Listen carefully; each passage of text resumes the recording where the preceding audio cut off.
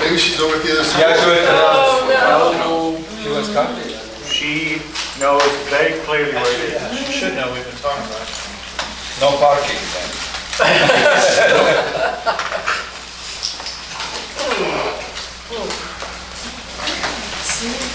I bet you took copious notes in college, Susan. I still do at our committee meetings. I was an auditory learner in my... Yeah, I can't read my own writing, so... We're just going to record the meeting until, well, it's being recorded on video and audio over there, but we have a phone recording too, so let's go ahead and call the meeting to order at 6:21. Welcome, everybody. This is a new location for us, of sorts here, so we're going to be alternating. Here she comes.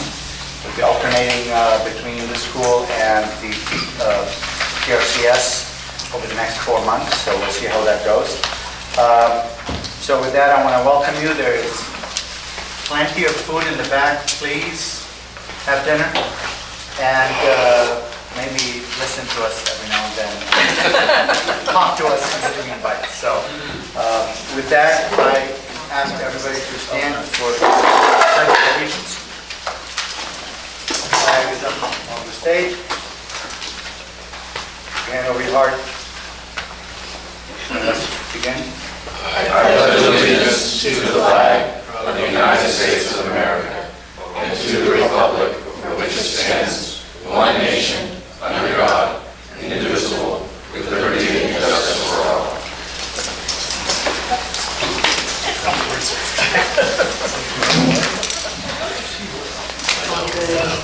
Thank you. Secretary, will you call the roll? Sir, David. Here. Hassan. Here. Susan. Here. Alex. Here. Jason. Here. Andrew. Here. Brandy. Becky. Here. Assad. Yes. Gabriel here. Isam. Here. And we do have one. Thank you. Thank you, Axel. Right. Thank you very much. Item 5 is a motion to approve the minutes from the July 25th board meeting.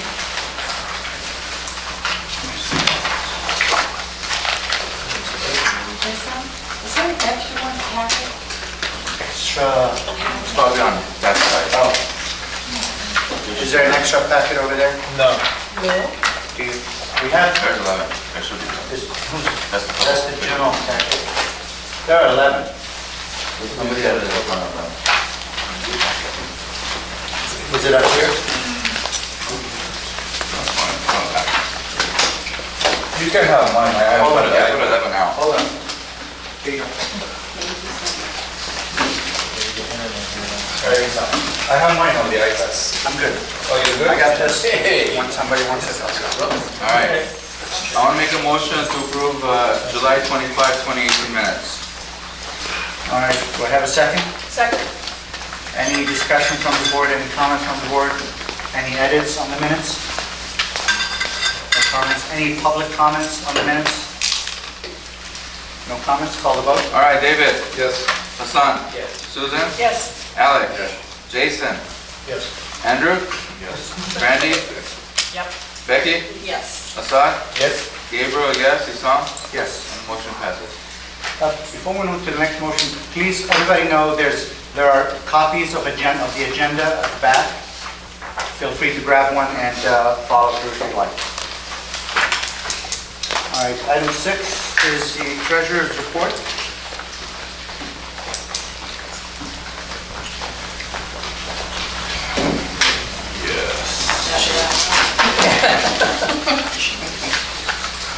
Lots happening. Board on your left in front of you was the printout from the funding website. Just like this. For the general public, there's a couple copies in the back table as well. Looks like this. And it just shows you our complete allocation of $42,000. Our expenses, approved expenses to date, those are checks paid. And credit card charges made of $5,545. There are currently excuse me. There are currently a number of other requests out there that have not been approved yet, such as the MPG that we approved last month. Those are in process. Our net available is $35,449.24. Keep this page slightly handy for later in the meeting. Any question to treasurer on the treasurer report? Yeah. What do we have outstanding to be paid, roughly? Well, it That's tells that you on there, total estimate about 1,050. Okay. Got it. What else, there's something else, that's all the, Any other We'll questions? get that there. yes. Any public comment on the treasurer report? All right. Thank you, Mr. Treasurer. Item 7 is presentations from representatives of elected officials or city department. Dr. Ruban? Presentation's a little lofty, but No perhaps pressure. a rambling diatribe. Can I speak in the mic and just do my playground voice? You can grab the mic and move, whichever way you want. Hey, Is this- you'll never Anyway, good evening, everybody. Some familiar faces, getting nostalgic being here at Castle Lane with this, you're the best looking neighborhood council in Corner Ranch. I'm the only one, that's the whole thing. I'm Ron Ruban, I'm Mitch Englander's district director, your city councilman. I'm sure most of you at least have heard of Mitch.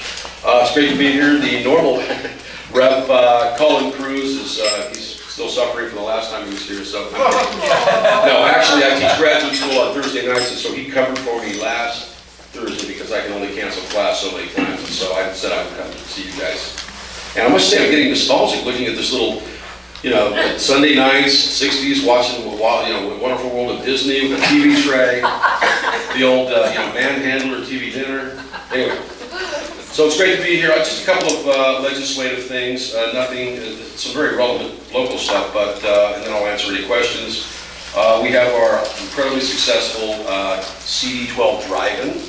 We actually create, you guys remember the drive-in, some of these young ones have no idea what that is, but so we actually created a drive-in over in Shadow Ranch Park in West Hills. We're showing the sand lot, and it's in a sand lot, ironically. Everybody gets free food from Wendy's, hamburgers, goodies. The audio comes through your radio, so you just tune to a particular channel. It's very cool. It's a whole fall fest over there as well, so it's kind of a wonderful feel-good event. It's free to everybody, but you do have to RSVP, and I should have brought flyers. I'm not that good at this director, so I didn't bring it. But you can find them on our website, and it's at Shaggy Caller Office, RSVP, car, SUV, whatever it is. We can bring as many folks as you like. In addition, some very relevant legislation. The city of LA has long been squeamish about trapping or killing, and it's a good thing, coyotes. It's not their fault they're here, but it is an issue in terms of pets and things like that. And the long-standing policy is we couldn't do anything, relocate them, it messes up their ecosystem. It's just very problematic. But things have changed, times have changed. Mitch introduced a motion. Now the city's considering kind of an avant-garde way of trapping them and relocating them because they are, I'm sure you hear them every night here in the hills, they're all over the place. And I mean, it's their community too, but we have to figure out a way to kind of coexist. So that's happening.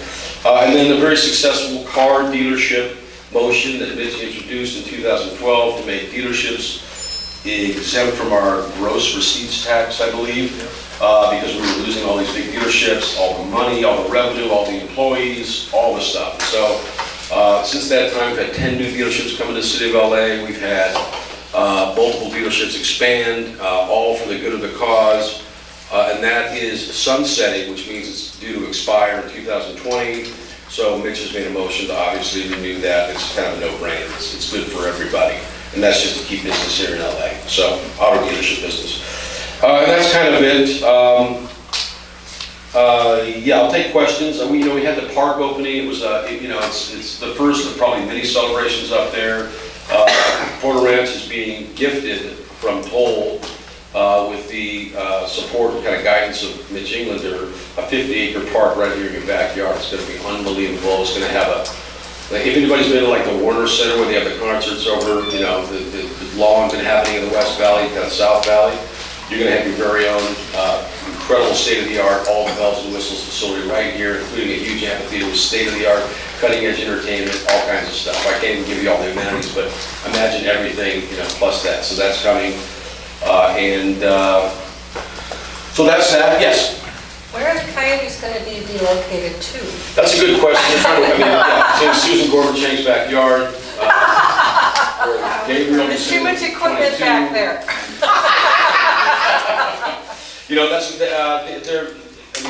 That's probably just going to have to be a casualty of the process. It's just relocating and dealing with, because they're kind of territorial animals. They're not migratory. They stay in the same area.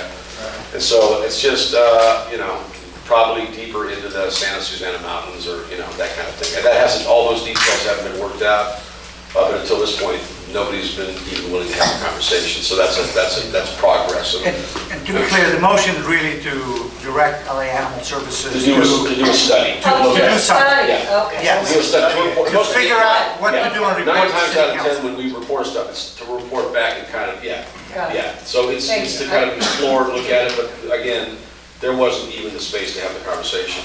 But we get calls Hal Bernson's own animal was killed by a coyote, a former councilor in Nicole. Yes. On the coyote issue, just as kind of another thing to be aware of, especially in our area, we have a family of them that have mange. And that's, I'm hearing from the population around us, is very common.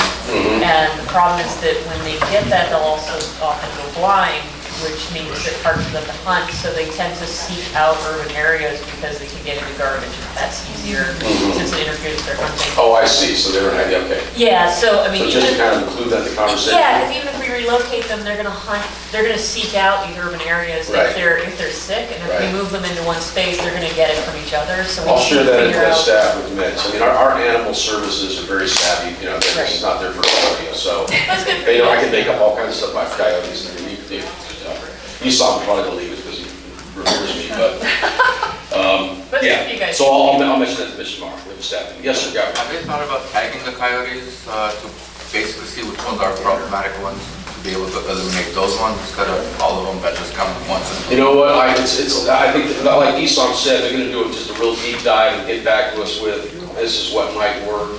It's a very preliminary conversation, but again, they know what they're doing, and again, they haven't even considered the city of LA trapping animals, so, once you say, yes, let's take a look at it, then all that stuff comes into play.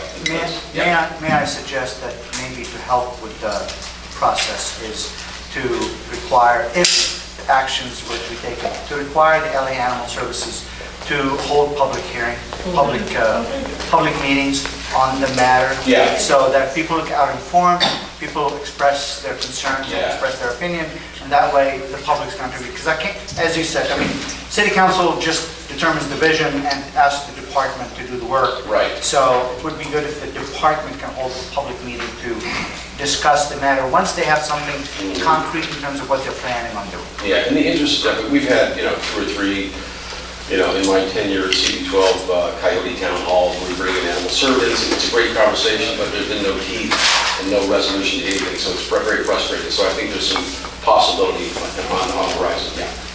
Yes, ma'am.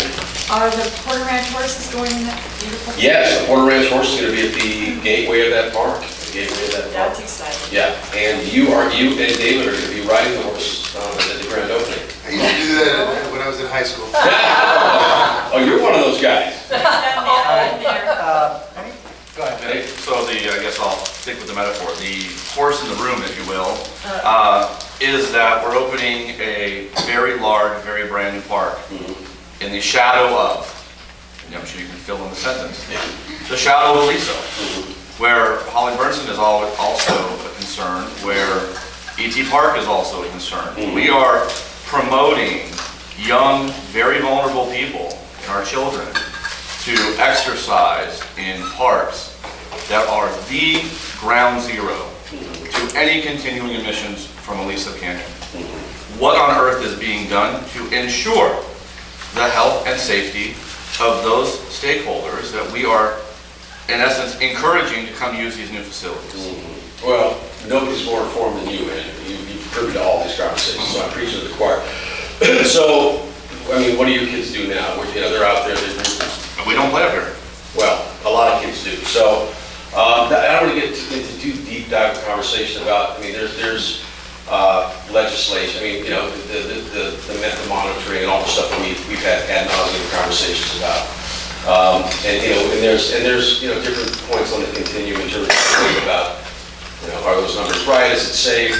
The reality is the communities, you know, forgetting about Aliso Canyon, because that's a whole other, that's another big elephant in the room. But that, you know, you guys aren't moving, the community's here, the space is there, it's been a vision of business for a long time, obviously long before the gas and cap. And so, it's going to be an incredible resource, with or without Aliso being there, and I think that there's enough scrutiny and oversight and legislation and interest in place to ensure that place is as safe, you know, that facility is as safe as humanly possible. Independent of that, because again, that's a whole other, man, I was on 9 o'clock conference calls every day for, you know, talking about the relief wells, you know all of it. I know all of it. And you do too. And the fact of the matter is, it's still a menace, and Right. we are But then trying there to are move those, there are forward. those that think it's been, you know, it's been secured enough to where it's stabilized, it can be used, so you and I can have, I don't know. Be happy to continue. Yeah, we can have happy to. But just in terms of that standalone facility, I'm telling you, it's something that the community's gonna be incredibly proud of. And it's gonna be nothing but a resource. And that was just an opening salvo, there was limited space, it's a working construction site. You know, it had to be very quick. There's gonna be opportunities for all of you to be a part of it, because it's your, you know, it's the largest urban park in the city of LA. I think aside from, you know, maybe Griffith Park and 1 or 2 others, that's, I mean, to find 50 acres of urban open space is a miracle. So, yes, ma'am. And I think, correct me if I'm wrong, I think there's a link on Mitch Englander's website where you can go to another link on YouTube where you can sort of, Do a flyover. it does a flyover, and it Yeah. kind of shows you there'll Yeah. be tennis courts here, and there'll be the pavilions here, and it is I mean, I think they got amazing. bocce ball, who still plays bocce ball, for God's sake, but, you know, they got, it's everything. It's gonna be, you know, a big kids playground, small kids playground, and a state-of-the-art amphitheater with, you know, with entertainment that, you know, rivals that of what we've seen at Warner Center. They have cool stuff there all the time, so. Randy, Gabe, and then I'm gonna open it to the public, if you don't mind. Randy, go ahead. I'm just curious, has there been any discussion either in this councilman's office or the wider general council about the flea board typhus breakout that's happening, especially since I know nothing about that, yeah. CNN? I'm not even gonna lie to you. I know what Yeah, fleas are, I know what board is, I know what typhus is, but I've never, you know. they're considering a major outbreak, and there's been 20 cases recently in Being Pasadena. transmitted, but carried by who? Pets? Fleas. Oh, so just Right, fleas right, from right. everything? Flea Yes, bites, flea in you general. get typhus. So like my cat that fleas bite me all the time? Yeah. That's why I feel so bad. That's why I lost all this weight, Susan. I thought it was the keto diet. Freaking typhus, okay. I don't make jokes about that. So many of the cases are in the east side of the valley, and they're predicting it's going to continue spreading in LA County. You know what, any county folks here? I honestly don't, I've never heard of that, I don't see your name, I'm sorry. Brandy. Well, you know what, if we can, you know, Let me send you email. articles. Yeah, send me something and I'll bring it up to, I've never heard anything about it, but there's certainly no shortage of issues out here with Bring it up to ponding water and things like that, and, you know, with the West Nile virus, and, you know, we're working diligently to make sure there's no, you know. Yeah, because in the last couple of days, it's getting more national attention, so. Okay, yeah, please, yeah. It just kind of came out. All right, we have another park being built, but what are we gonna do about the high school situation right now? We don't have a high school, we have thousands of houses being built, they're not as full, Chatsworth's almost full, and here we are in Porter Ranch with no choice. Yeah, I think that's long, I mean, I don't have that institutionally, again, obviously it's needed. I know that Granada Hills has, you know, that's like one of the top 20 schools in the country, but they have 4,500 kids, I think 5,000 students. 46. 46, yeah, and that, so, again, I mean, Becky, I think Mitch is long, I mean, obviously, why would anybody oppose that, you know? I know that we were just at ribbon cutting at Porter Ranch and fighting for the expansion, just the school in general. So I don't know. There's no land. Yeah, is that what it is? And the school district doesn't want to come up with money to buy the land Yeah. and build the school.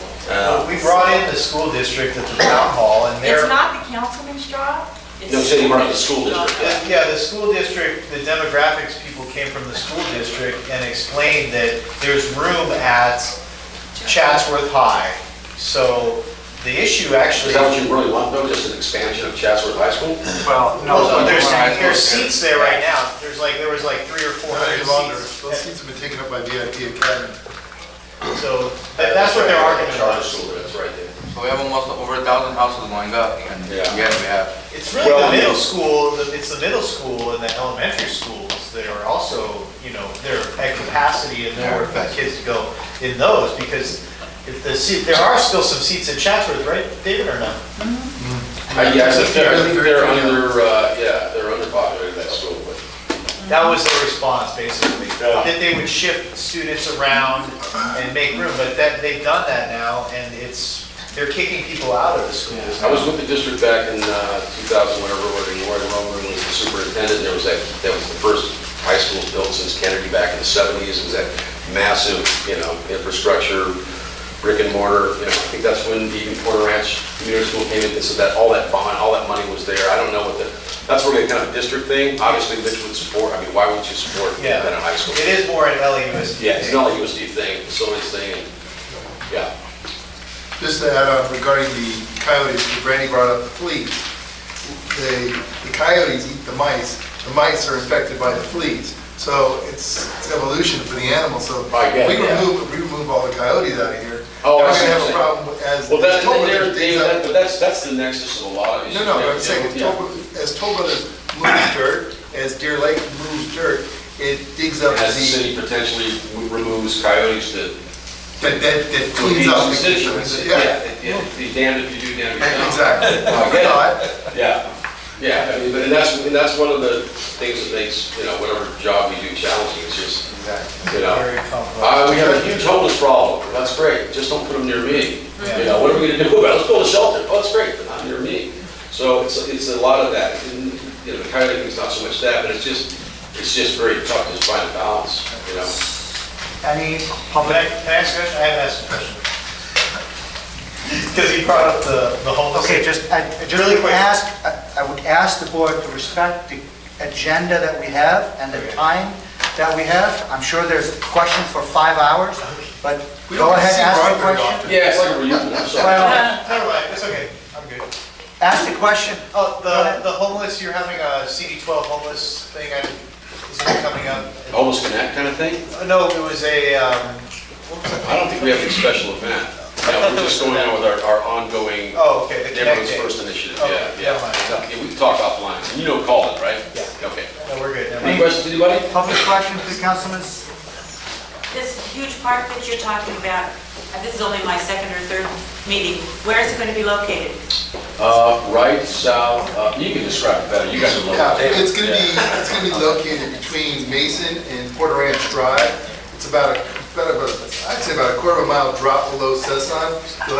There's two entrances. I think they're supposed to continue the entrance off of Porter Ranch Yeah, Drive as yeah, well. yeah. But the main entrance is gonna be off of Mason.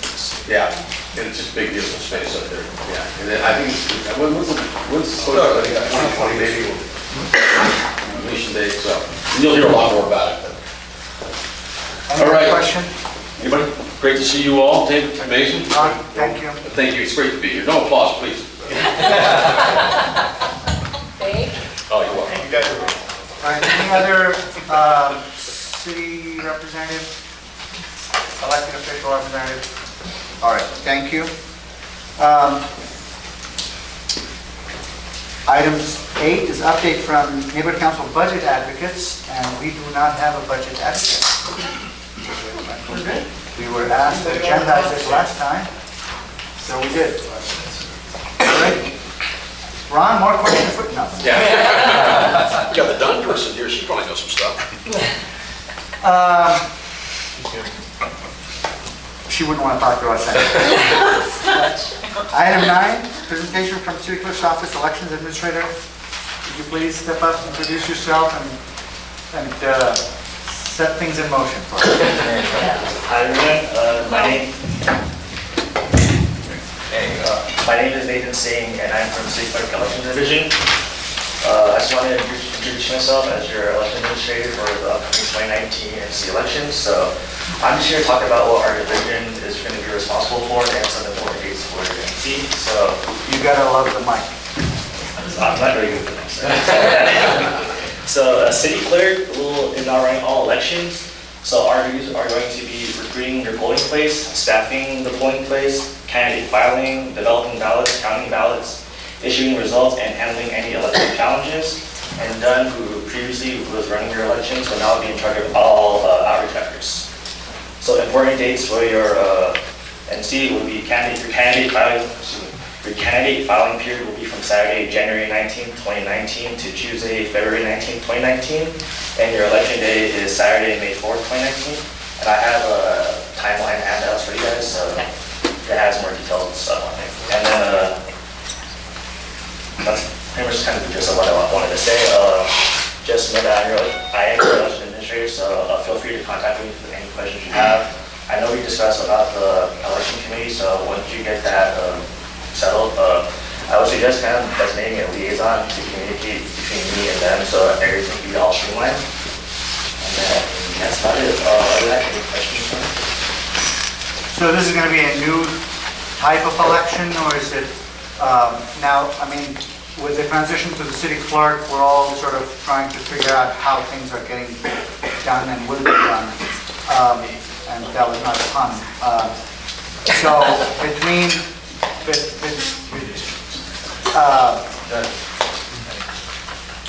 Jasmine and Nathan, anything we need to know that is different this time around about elections than the last time, 2016?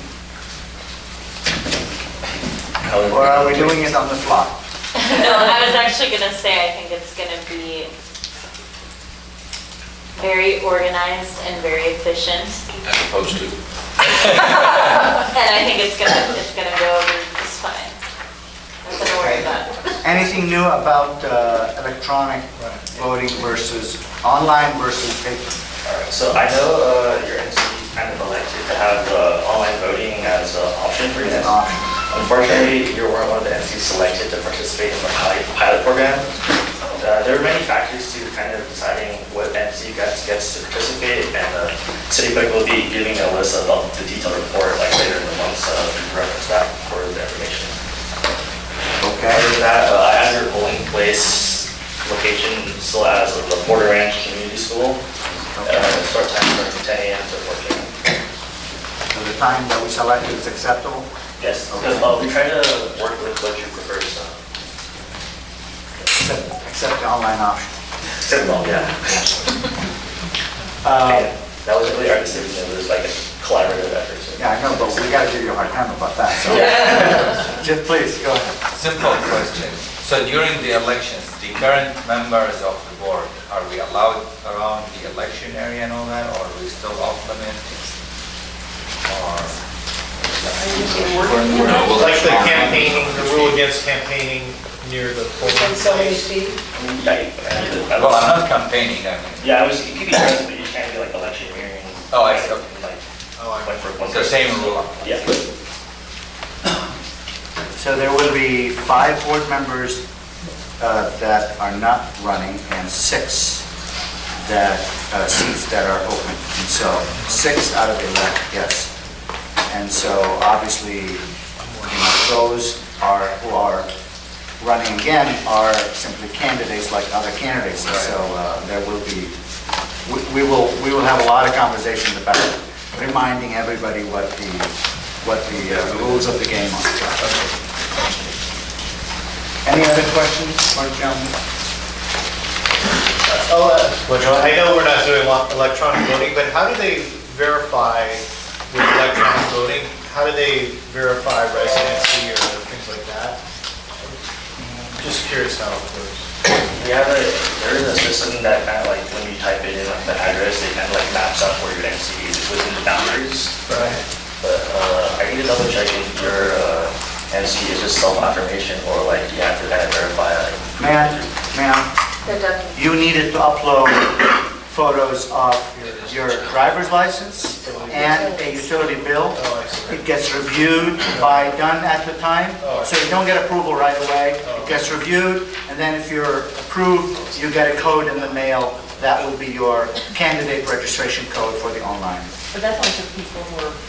I'm sorry, for a stakeholder, you're able to vote that. People voting. people voting. So you needed to provide verification through documents, yes. Gotcha. Are there any changes in the definition of a stakeholder if they're not a resident?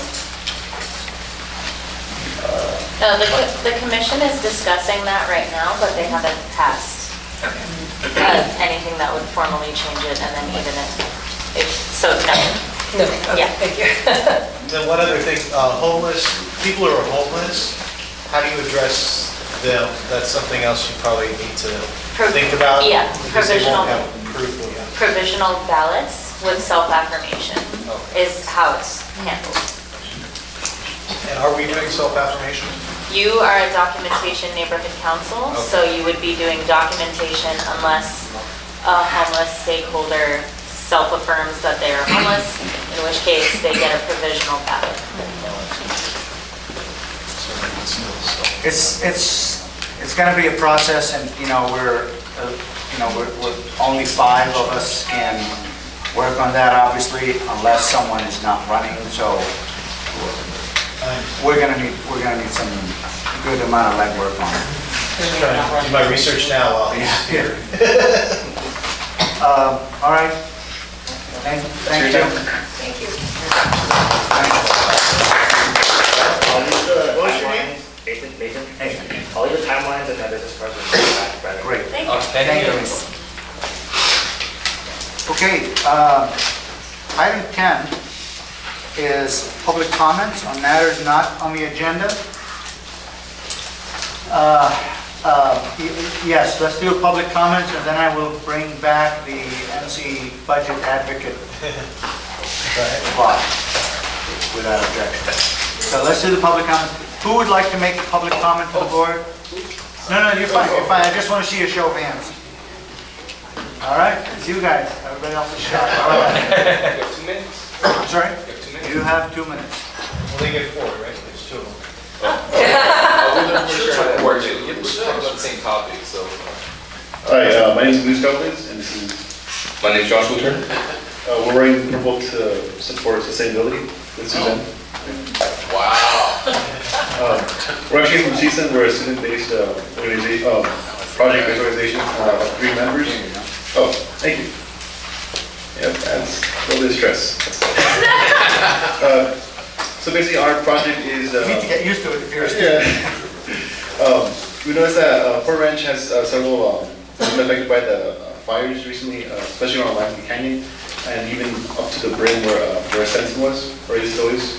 And our plan is to plant trees along those areas to help with, to improve the windscreen that a lot of people here actually are hit by every year around this time. And so, Okay. All right. Project overview. Our management team of 3 people. We're missing 1 person right now, but and alongside with a few couple of volunteers, we're planning to plant at least at a minimum of 21 trees alongside the plant sites that we have we have a picture of it. To ensure that the trees remain strong and prosperous, we've also talked to CSUN's campus. CSUN, I work in the compost. I work within the CSUN's garden, and there's composting bins. We bring in a lot of compost, so we had the idea of bringing some, having some donated to us and using it towards our project. 30 seconds, okay. Don't worry about it. Just All right, appreciate it. Thank you so much. That takes so much stress off me. All right. Keep costs to a minimum. We've selected, we've talked to Jason, and some of our plans have changed because he's really helped us out.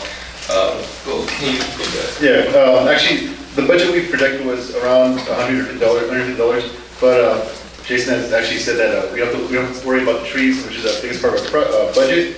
So yeah, overall it's a free project and it highly benefits Port Ranch. So I really believe in this project, as I hope you do too. Free, it's approved.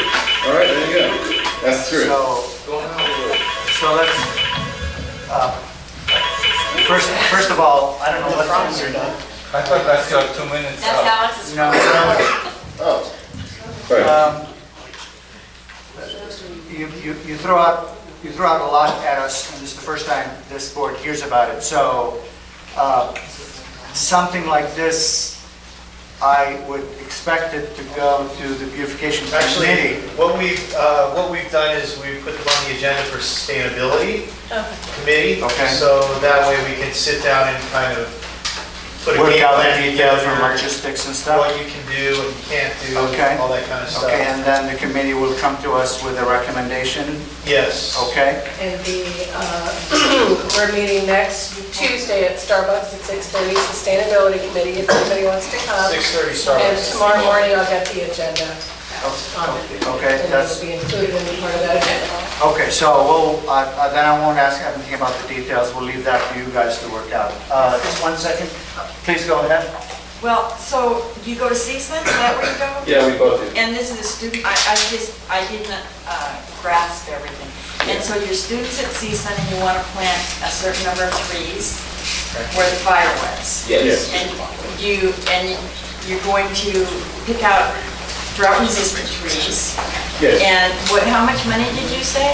Well, originally, our plan was to plant around the minimum 20 trees. We picked live oak tree because they do particularly well in the chaparral environment, which is quite rare. They're way fire resistant. They do grow faster than most trees would in a fire situation, up to moderate amounts. So the oak burns slower than pine. So that's good. But are you an environmental scientist at CSUN? We're, of course, sustainability managers. Oh, okay. And you know, you can get compost probably from the city. Yeah, we And actually three have, trees. yeah, we've, I did most research into getting the trees and the materials. Compost, CSUN actually makes a wall compost. It's very organic and it's free as well. Which product also provides free wood chips. We don't have that, but they do. And they want to give away to any citizen in Los Angeles. As far as the trees, I did look into talking to LADVP, but they're very slow. They only gave us 7 trees per person, but it has to go to an actual household. It can't go to like a park or anything. What about Wrecking Parks? Wrecking Parks, like Jason. That's another way. Okay. Yeah. Okay. Well, I just want to thank you for doing that. It's really needed. Congratulations. Yeah, we had a structured speech, but then a couple things happened right before, so we jumped around. Don't worry about it. They're in the research phase. Let me ask you a question, where are they getting planted exactly? Oh, they're planted In the ground. it's right here. Well, they have to get the approval of the permits Yeah. to plant first. There's nothing, they have to get the approval of the permits and all that. No, I was trying to understand. The Cessna fire, like, the top of line kill, Okay. along Cessna. Yes, David, good question. So I know that you're working with Jason, which is great. We did have a lot of trees removed. Can those Yeah. trees be planted in any of the live wells that we have? So,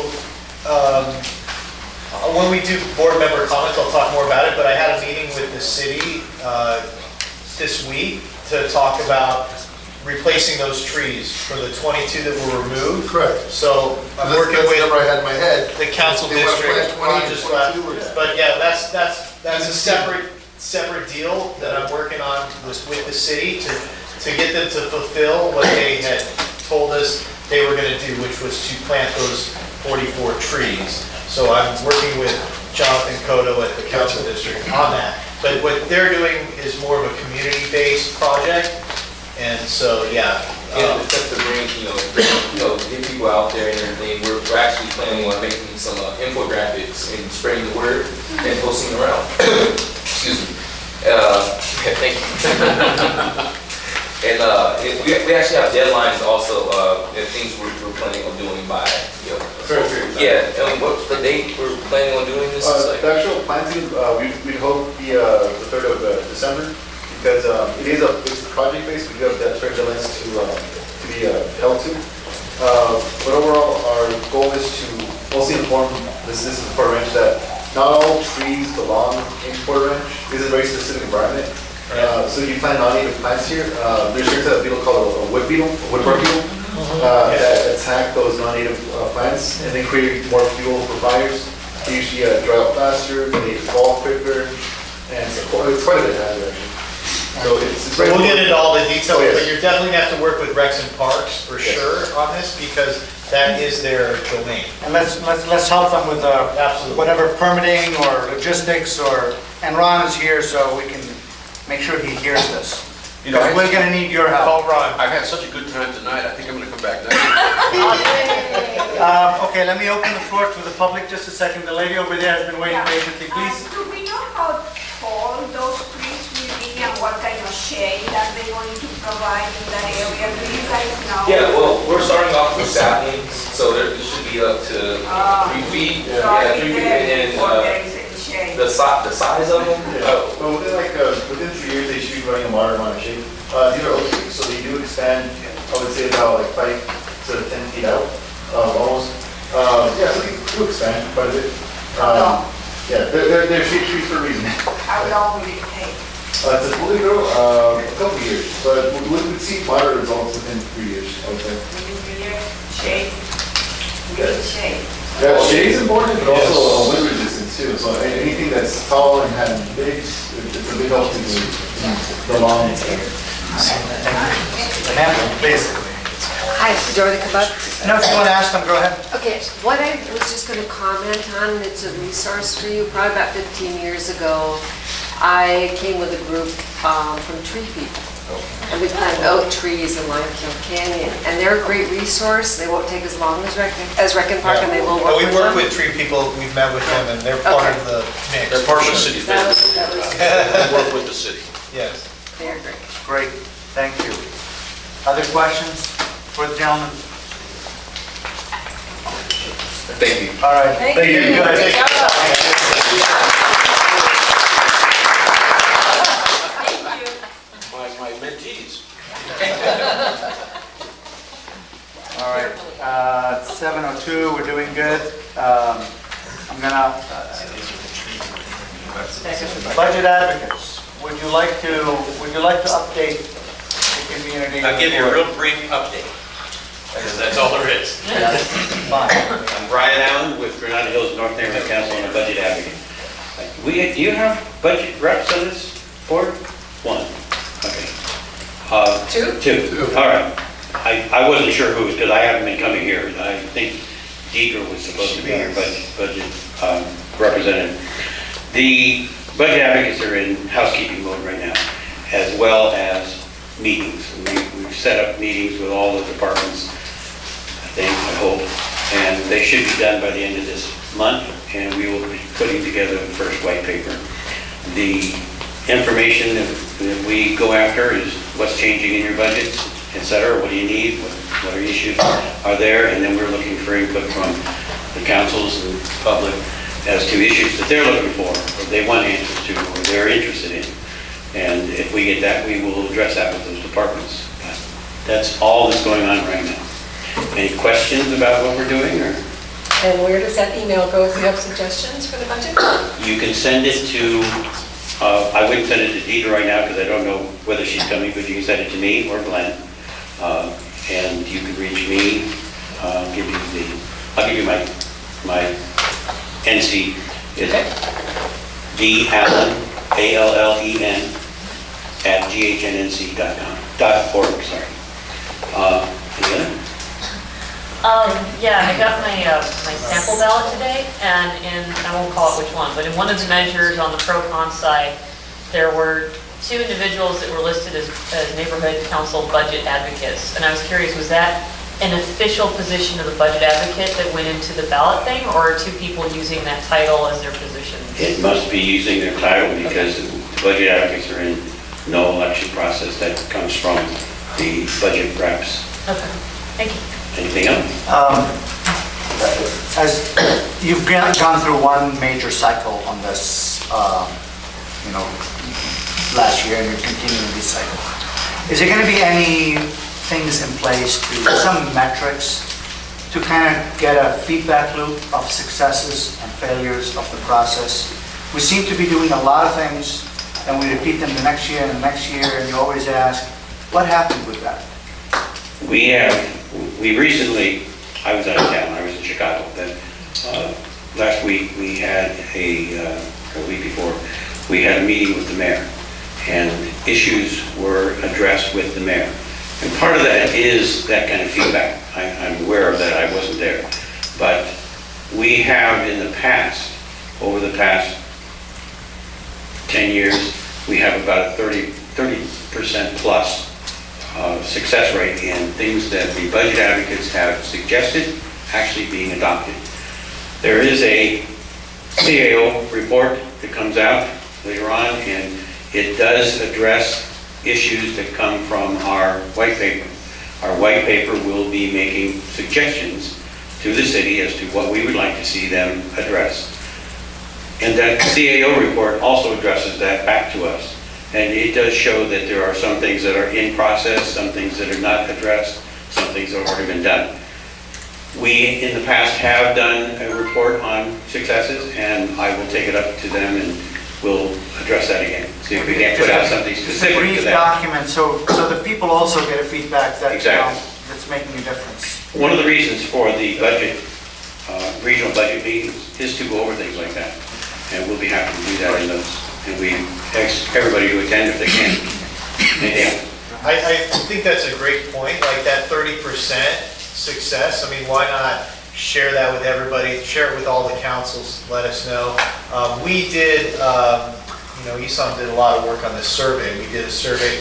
We got how many comments back? I mean, I'm looking at one here just for safety, 88 written comments back to our neighborhood council. So this is the type of information that's very useful to you guys, because you can see exactly what they want from city services. Sidewalks, replant trees, speed bumps, stoplights, shopping carts, on and on and on. So, just want to make you aware that we have a lot of data available. I don't know, has it gone up on our website yet, the survey stuff? Were you planning on putting this type of information on the website? That type of information went to the committees, so they can go through them, distill them, and decide what do they want to turn into projects and funding opportunities for the community. So I guess on the flip side, I'll kind of turn that back on you, and like what you were asking of him, I think it would be great for us to put in, like what I've been doing is counting how many times people mention trees, how many times people mention dog poo, how much time they mention sidewalks. And if we can kind of make like a general overall report, then we can send it off to budget advocates. We certainly have the presentation that we made at the board meeting and then at the retreat. That is a distillation of... That was general in terms of more committees. What I'm talking about is dissecting these specific asks that people have.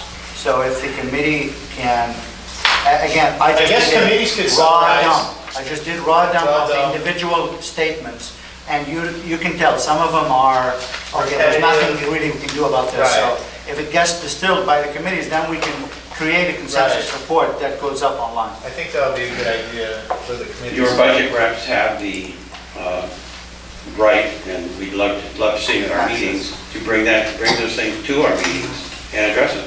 We'll be happy to, or you can address them earlier by giving it to us and see if we can put something on the agenda for you.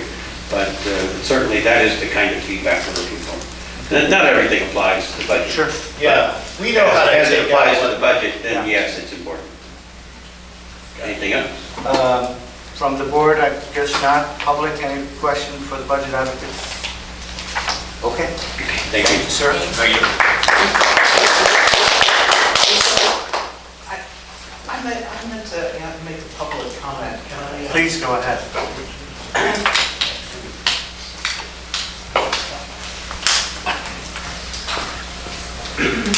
So I'm Judith Daniels here tonight representing the Valley Alliance of Neighborhood Councils. We're having an election forum tomorrow night. Several board members have signed up, and Porter Ranch is one of the sponsors, which we appreciate. I wanted to just make sure everybody knew that if you are interested but could not attend for any reason, this is for the board members as well as the public. We're going to be live streaming this event. Dunn is going to be there live streaming for us. And the stream is available on Facebook. It's the Empower LA Facebook page, which is Facebook.com/EmpowerLA. The live event starts at 6. The program should start about 6:15. We're covering on the state ballot, we've got 6, which is gas tax, 8, which is dialysis, 10, which is rent control. We've got the county measure, which is stormwater parcel tax. We've got the city measure, which is setting up a municipal bank. And we'll also have a quick wrap-up of all the other state measures that are on the ballot. And hope that some of you will check out the live stream. Thanks. When is it? It's tomorrow night. So it's if you're watching the stream, it should start around 6:15, and it's approximately 2 hours, depending on whether people pay attention to their time limits. If you can remind the board and the public, where is it physically? Physically, it is at CBS Studios in Studio City. The address is 40... Radford? So Radford Avenue, yeah. It's 4024, I think is the exact address. That's their parking structure. But it's basically at the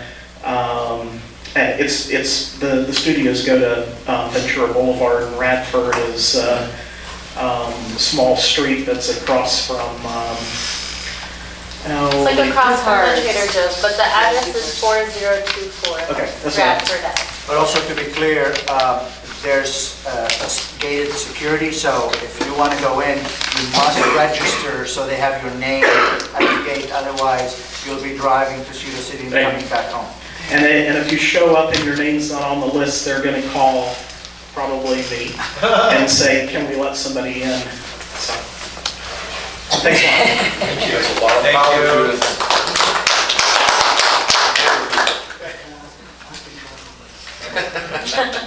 All right, we're back on track, 7:15. Board member comments? I always seem to start from the wrong side, so I'll go left today. Okay, Go ahead. I like left-handed pictures. Okay, first of all, Judy, will they be addressing hopefully the fiscal impact tomorrow night at that meeting? It's supposed to be around... Because I think it's important when we vote for parks and environment that we get a price tag before we say yes. Okay, that's just my comment. The other thing is I wanted to thank Councilman Englander's office. Sunday afternoon, Granada Hills Women's Club went to LAX and greeted about 40 World War II veterans who came home from Baltimore after visiting all the monuments from the various wars, Vietnam, World War II, and there were probably at least 200 people there. The bus was donated to us by Councilman Englander, and I'm telling you, in these times that are so traumatic, it was so wonderful to see such people who have given so much to this country to bring us to where we are today. And we're going to have another one in April, so I will make sure that we get that out on our website. And I think that's it. Thank you. All right. Alex? Can you hear me? Yes. Do you want the mic? I'm losing my hearing real bad. So You want the mic? I want to make sure that you guys hear me. You're loud. We can hear you. Okay, yesterday, 2 days ago or yesterday, we had a meeting at CD12 office with Jonathan Dotto about tree planting and sidewalk repair. And I remember I had a meeting with Ron a few months ago, and we got nowhere, so we had another meeting, and I informed Ron that I really appreciate you guys really pushed that. Okay, we want to get this out. Okay, we met like 7, 8 months ago, Alex. Are you, the thing you're talking about, that you're working with Kodo? Yeah. That's not that, right? That's something separate from that? We were originally talking about trees, and then we also began talking after that about Sidewalk. sidewalk repair on Rinaldi primarily. Yeah, and so that really is, Kodo's very, Jonathan's very confident. So what did he say, what did he say about the Because obviously sidewalks are incredibly expensive to fix. Yeah. What was that whole conversation? Well. I thought you guys, there was movement toward getting a whole bunch of stuff done like that, like tree wells and all that stuff, no? Yeah, I'll talk about it when I get to my Okay. turn, so I'll let So I'll follow up Alex with finish. John. I thought that stuff was moving. Maybe I'm thinking of something else. And the other thing, I think Jason and Lori, beautification committee, I think they plan on doing community cleanup, December 24th. Yeah, we were talking about Can doing you it. tell them about the new Yeah, company? I will. Okay, That's it. all right, thank you. David? Yep, land use, we have a land use meeting tentatively planned. I'm trying to wait to hear back from the Port Ranch Neighborhood Library. Will be on the 24th of this month at 6 o'clock. That's it. All right, thank you. Nothing. Trevor, nothing? Kate? Nothing. Randy? Okay, Settle in. sorry. No, I'll try to be quick. So first and foremost, David just reminded me. So for everybody here, if you've got a meeting that you're gonna put on the schedule, just drop me a quick email and then I'll put it on the Facebook page to remind people to come to our meetings, when, where, what, when, where, what. Who and how you can leave out. Big thing is holiday party. So number one thing I want to get is feedback from the board on dates. Because I assume we're looking to do the holiday party in December, otherwise it's too soon. It looks like the best time-ish would be either replace our monthly meeting with the holiday party, which the big con for the big pro is we already have that scheduled. Big con for that is that we seem to be having a problem the last few months trying to shove everything on the schedule, and I keep having to have stuff left off, like the holiday party. So maybe we need more meetings, not fewer. That's the con on that one. The other two big dates would be a Friday or a Saturday, like the 14th or the 15th. If those don't work, then maybe the previous Friday, Saturday, the 7th or 8th, or a Sunday. But I want to get a general idea from the board. What do you want to do at the meeting replacement, or a weekend, or something else? You want to take a poll now? Yeah, because I need Okay, to start. I'll say meeting night. Meeting night. Because I, Alex, for the holiday party, would you rather have it during a meeting night or have it like a Friday or a Saturday? Say meeting night. No preference. no preference. Meeting night. Meeting night. Ditto, same thing. No preference. No preference. Meeting night. Meeting with. We talked about having the meeting and then party like we did last time. Not, no meeting. No meeting. No meeting. Yeah, Otherwise it would be bad. when we did it with the meeting, I didn't like it. So instead Just come of, eat, Mary. The people were sitting out here, they were like bored out of their minds. That was 2 years ago. Yeah, 2 years ago, A yeah. meeting was 3 minutes. Can't be that boring. You see the faces, they were bored. All right, just to be clear, this is not a vote in any manner. This is just a discussion. I don't need, okay, I don't need and then, city trouble. just because we want it that night doesn't mean it's available. They think it is right now, but by the time we get the paperwork in, it might not be available anymore. So if that's the case, Where are we having our meeting in December? We don't know? yeah, I think that would be kind of.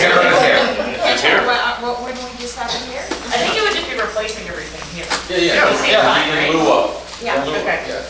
Yeah, in lieu of is the idea, but I don't know if the paperwork's already in for Yeah. December. The paperwork is in. Okay. We are set for this month, December and February here. Okay, then we got On it those already. Wednesdays. We do need to, the vice principal left, we do need to confirm, just to go by the book, the application was for a meeting, so I want to make sure that they would not have a problem with us turning it into a more of a public gathering with music. So I don't think the application is that specific, but this is LAUSD, so I need to be careful. But other than that, we have the room for that time, for that night. Okay. And on that note, so for replacing December, that means the only things that are going in for motions will be all on the November meeting. So everybody, I'm gonna have like Don't worry 50 about motions. The only thing I would also ask you to confirm is that the school, whether the school is still in session or not on that Wednesday, that may affect the scheduling of it.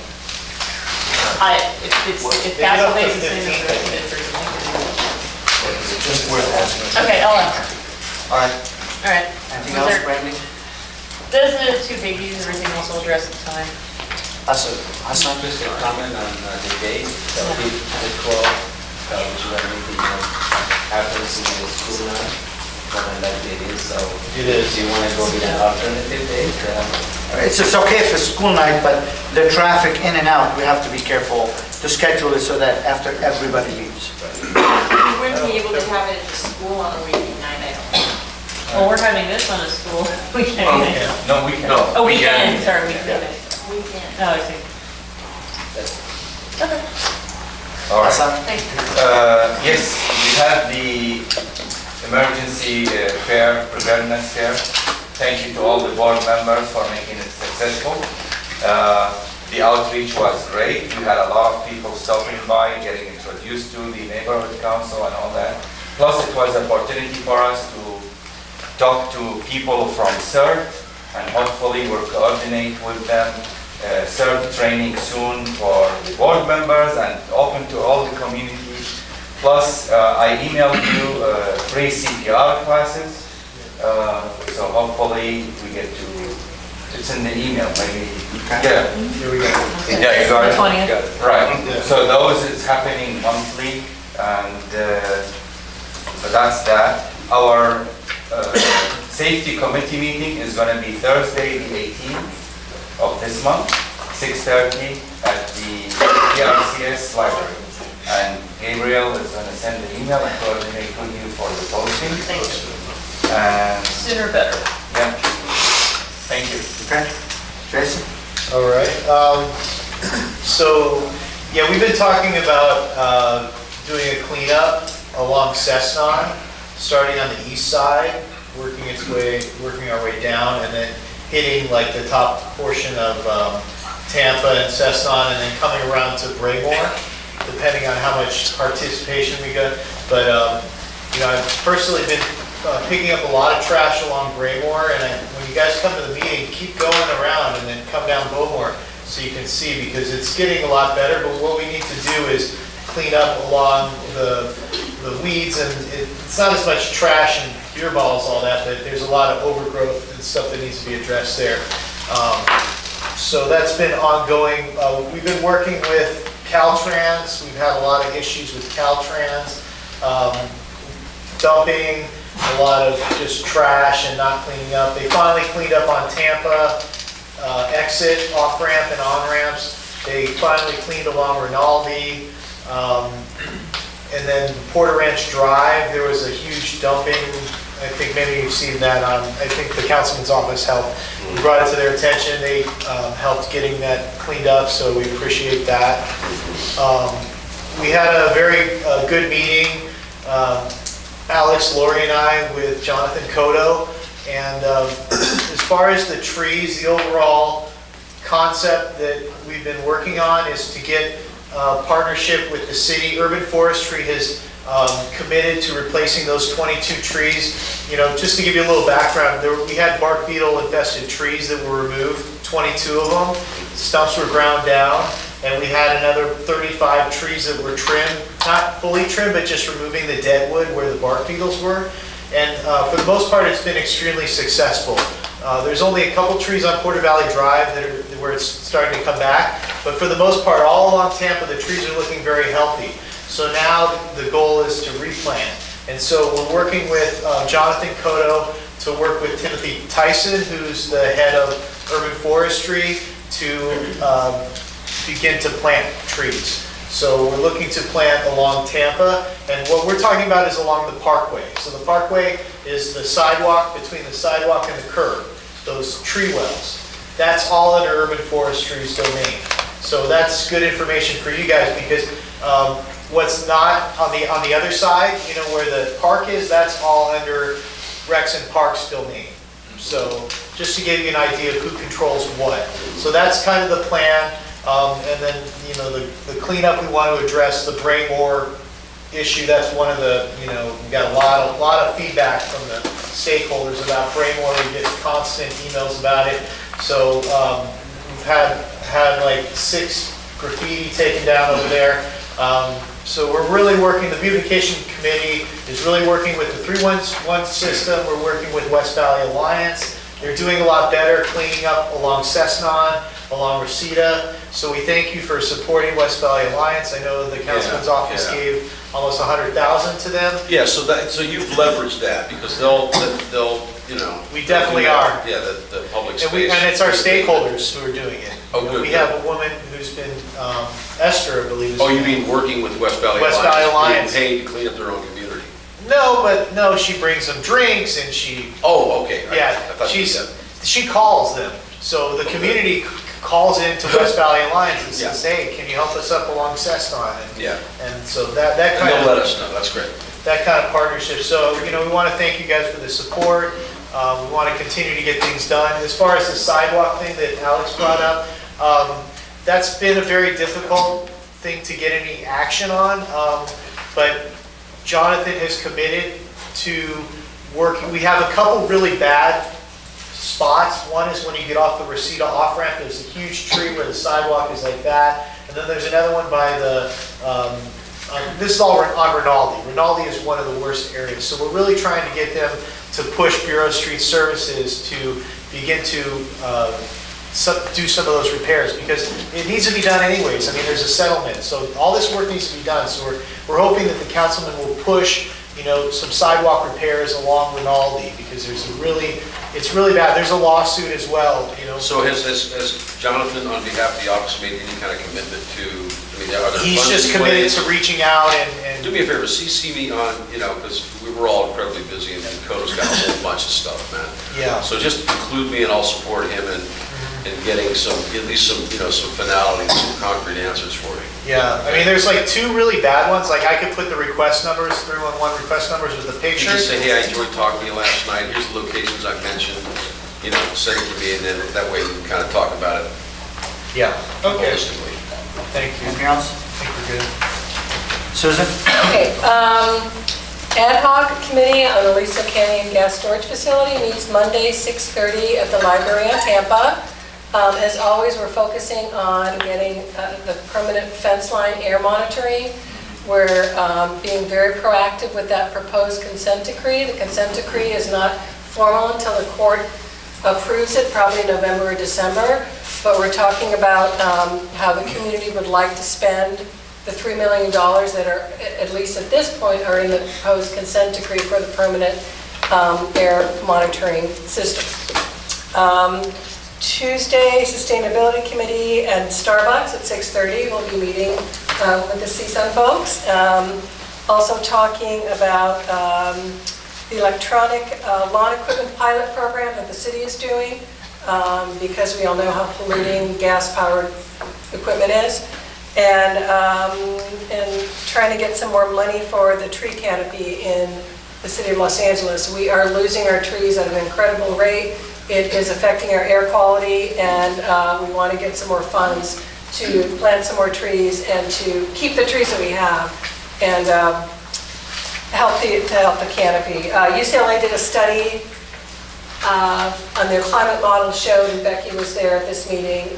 Porter Ranch right now has 55 days of over 95 degrees Fahrenheit.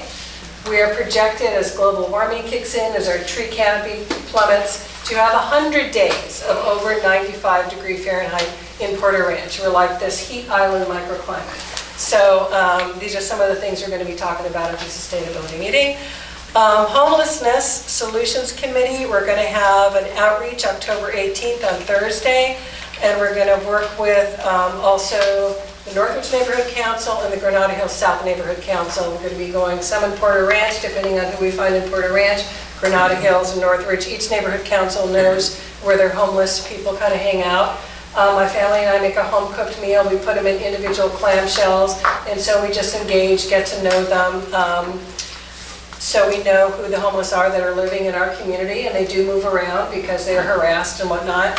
And then we try to bring them into Clean Streets, Clean Starts, and that's that program that Don Larson is doing with his nonprofit, where we bring homeless individuals in, they clean the streets for us, they paint the fire hydrants, they're given gift cards, we bring them in, they get an assessment, and so we can get them on a list for housing, for services, for things like that. And Dawn is probably going to do another session of that Clean Streets Clean Starts in November. That's it. I forgot two things. Can I go ahead? Go ahead. Okay, one thing I was at the basic car meeting, the Devonshire Division last night. Good news is crime's down. Good news is 0 homicides in Devonshire Division as of this year compared to zero. The knock-knock burglars are back. Porter Ranch Golf Course area had 4 of them in one day. They happen around between 10 in the morning and 1 in the afternoon. They usually gain entrance, they knock, they go around, they break your window, they gain entrance, and they're looking for jewelry, things that they can carry out. In one of the homes, they removed the bathroom mirror looking for a safe, and there were 4 of them that happened within probably 45 minutes of each other. So be on the lookout for that, but in all other categories except for one, we've had 1 more rape in Devonshire this year as compared to last year, but in all the other areas, we are down significantly, and this is the first time that we've had 0 homicides. There were times when we had 25 or 30 by this time of the year. But keep vigilant, because one of the most dangerous times of the year is between now and January 1st. Yep. So I just wanted to make that note.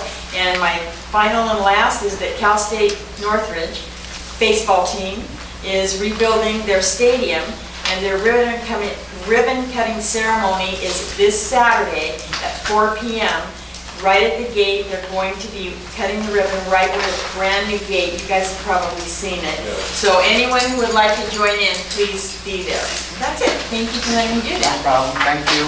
I'm not going to get into much on the committees, we'll discuss that under item 13. I just want to let the board know that I'm working on a number of issues regarding Aliso Canyon, and I'll be bringing matters to the board at the next meeting as well. Okay?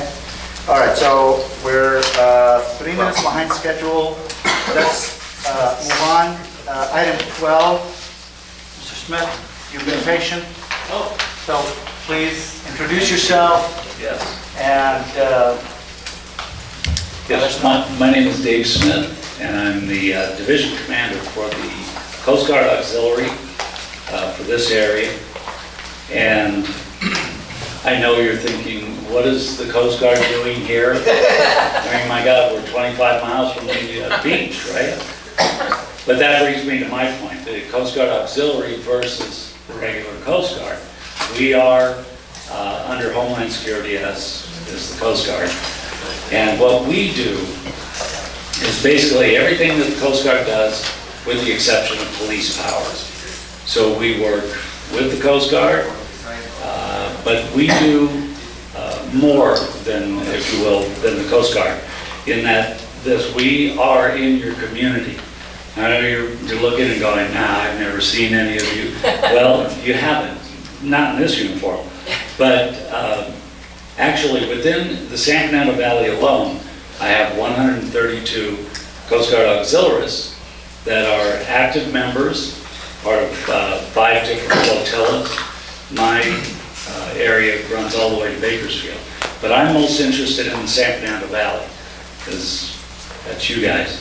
And so I've started, actually, you're the first council that I've spoken for. And so I'm looking forward to this, and I've become more and more active with this.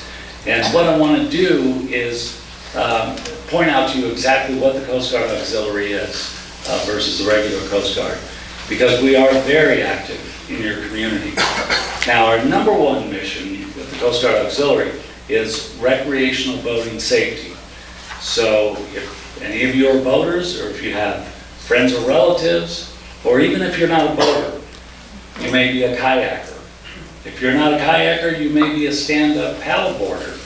If you're not that, you may have a wave runner. All of those things come under our purview for recreational boating safety. And the way we achieve this and throughout the community is several ways. One is public education.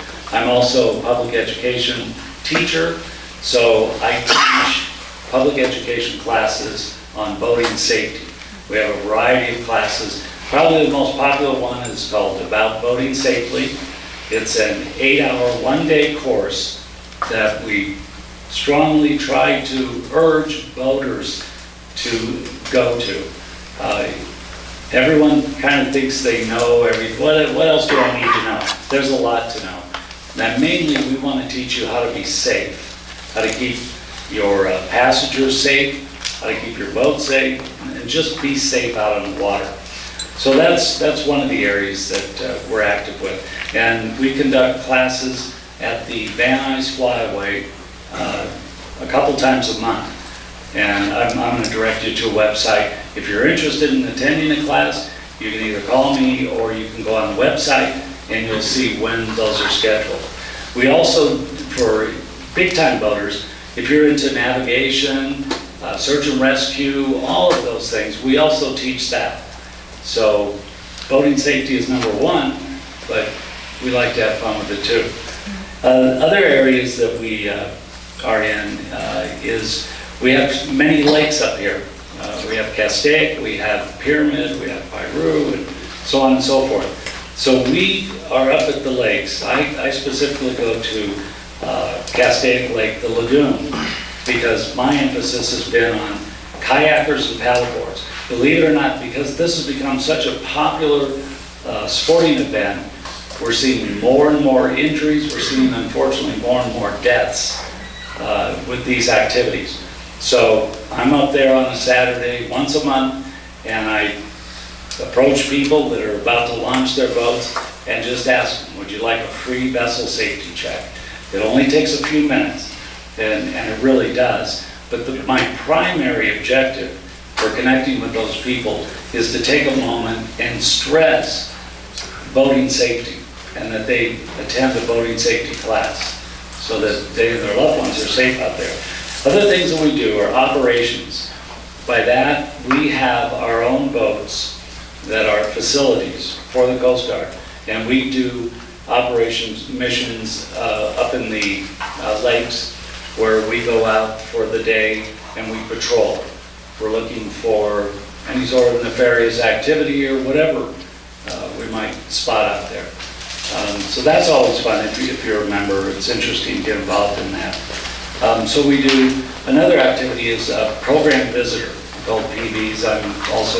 I'm one of everything, just so I've been in 15 years and it's been great. But PBs is an auxiliarist that goes around to the marine stores. Any store really that has any contact or remote contact with boating or marine.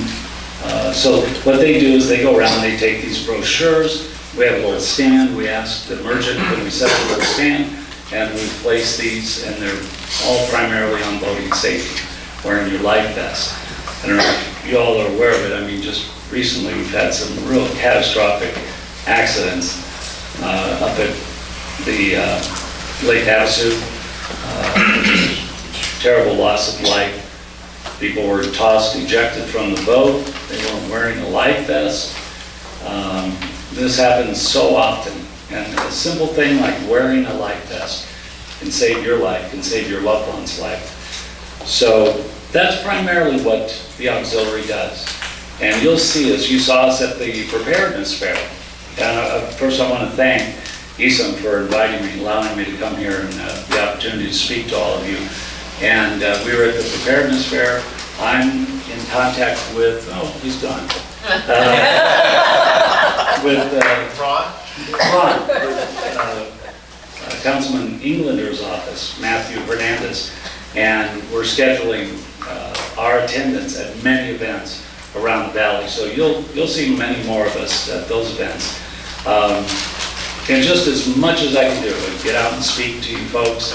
So I've got some brochures that are back there. Now these say, join the U.S. Coast Guard Auxiliary. You're all welcome to join, but that wasn't my intent. I'm working on a new brochure that's going to be just a summary of what the auxiliary does and what we're about. So with that, I don't want to run you guys over here. I appreciate your attention, Any questions you might have, I'll stick around for a little bit. I have a Yes, sir. question for you. Our job is to bring this type of information, other things to the community and serve as that conduit. So within that spirit, what can we do to help connect the community with your organization? Well, of course, you can direct them directly to me. I'm always available, or my flotilla commanders. That's one route. You can direct them to our website, cgox.org. That's another avenue that they can become aware or find out about the Coast Guard. But for the community itself, I would say contact me. Okay, let's work together after this. We do a weekly e-blast that goes out to about 4,000 Oh, great. email addresses. And anytime there's a piece of information that we need to disseminate to the community, we'll put a blurb on there with, something. So Okay. I'll work with you to get a synopsis of what you would like people to know and where to go, and we'll put it on the e-blast and send it out. I can tell you one thing right off is our scheduled voting safety classes. Right. We do get regular people, we don't have too much trouble booking those up, but a lot of people, I'm sure you're going, who are you? Where have you been? Well, we've been around since 1939. We're here. We will help spread the word. Thank you. Yes, ma'am. Related to that, if you have photos and things like the voting safety classes. Sure. Send it to him and to me. I'll put Okay. it on the e-blast, I'll put it on Facebook. Wonderful. I appreciate that. Yeah, Wanted to ask you, so you have been around, do you have a location, is there an office, and where are you located at? So if somebody wants to see you or wants to know more, we can direct them toward. Sure. My flotilla that I belong to is in Van Nuys, and we meet at the Van Nuys Flyaway upstairs. We have a, what's called a flotilla meeting once a month, where the public's invited. That's another thing we'd like to put out there too. Anybody's invited to come to one of our meetings and see and hear what we do. I also, being division commander, I have a monthly meeting that it's a little more formal and it's with commanders and such, but actually the public's invited to those. So if you're interested in attending a meeting and just see what we're about, contact me, and I'll definitely take Esam up on that and give you contact information on that so that you can. Yeah, I think the classes, especially things in the valley, North Valley, or any classes going on in the valley would be helpful for us. I know there's a lot of boat owners in my area where I live here, so those people can certainly benefit. One of the questions I have is, with all these natural disasters and things that are going on, these hurricanes and things like that, I know a lot of times the local fire departments and different organizations have groups, search and rescue groups that will go and travel, especially with all the hurricanes, you're dealing with a lot of, water rescues and things like that. Do you guys get involved in any of it?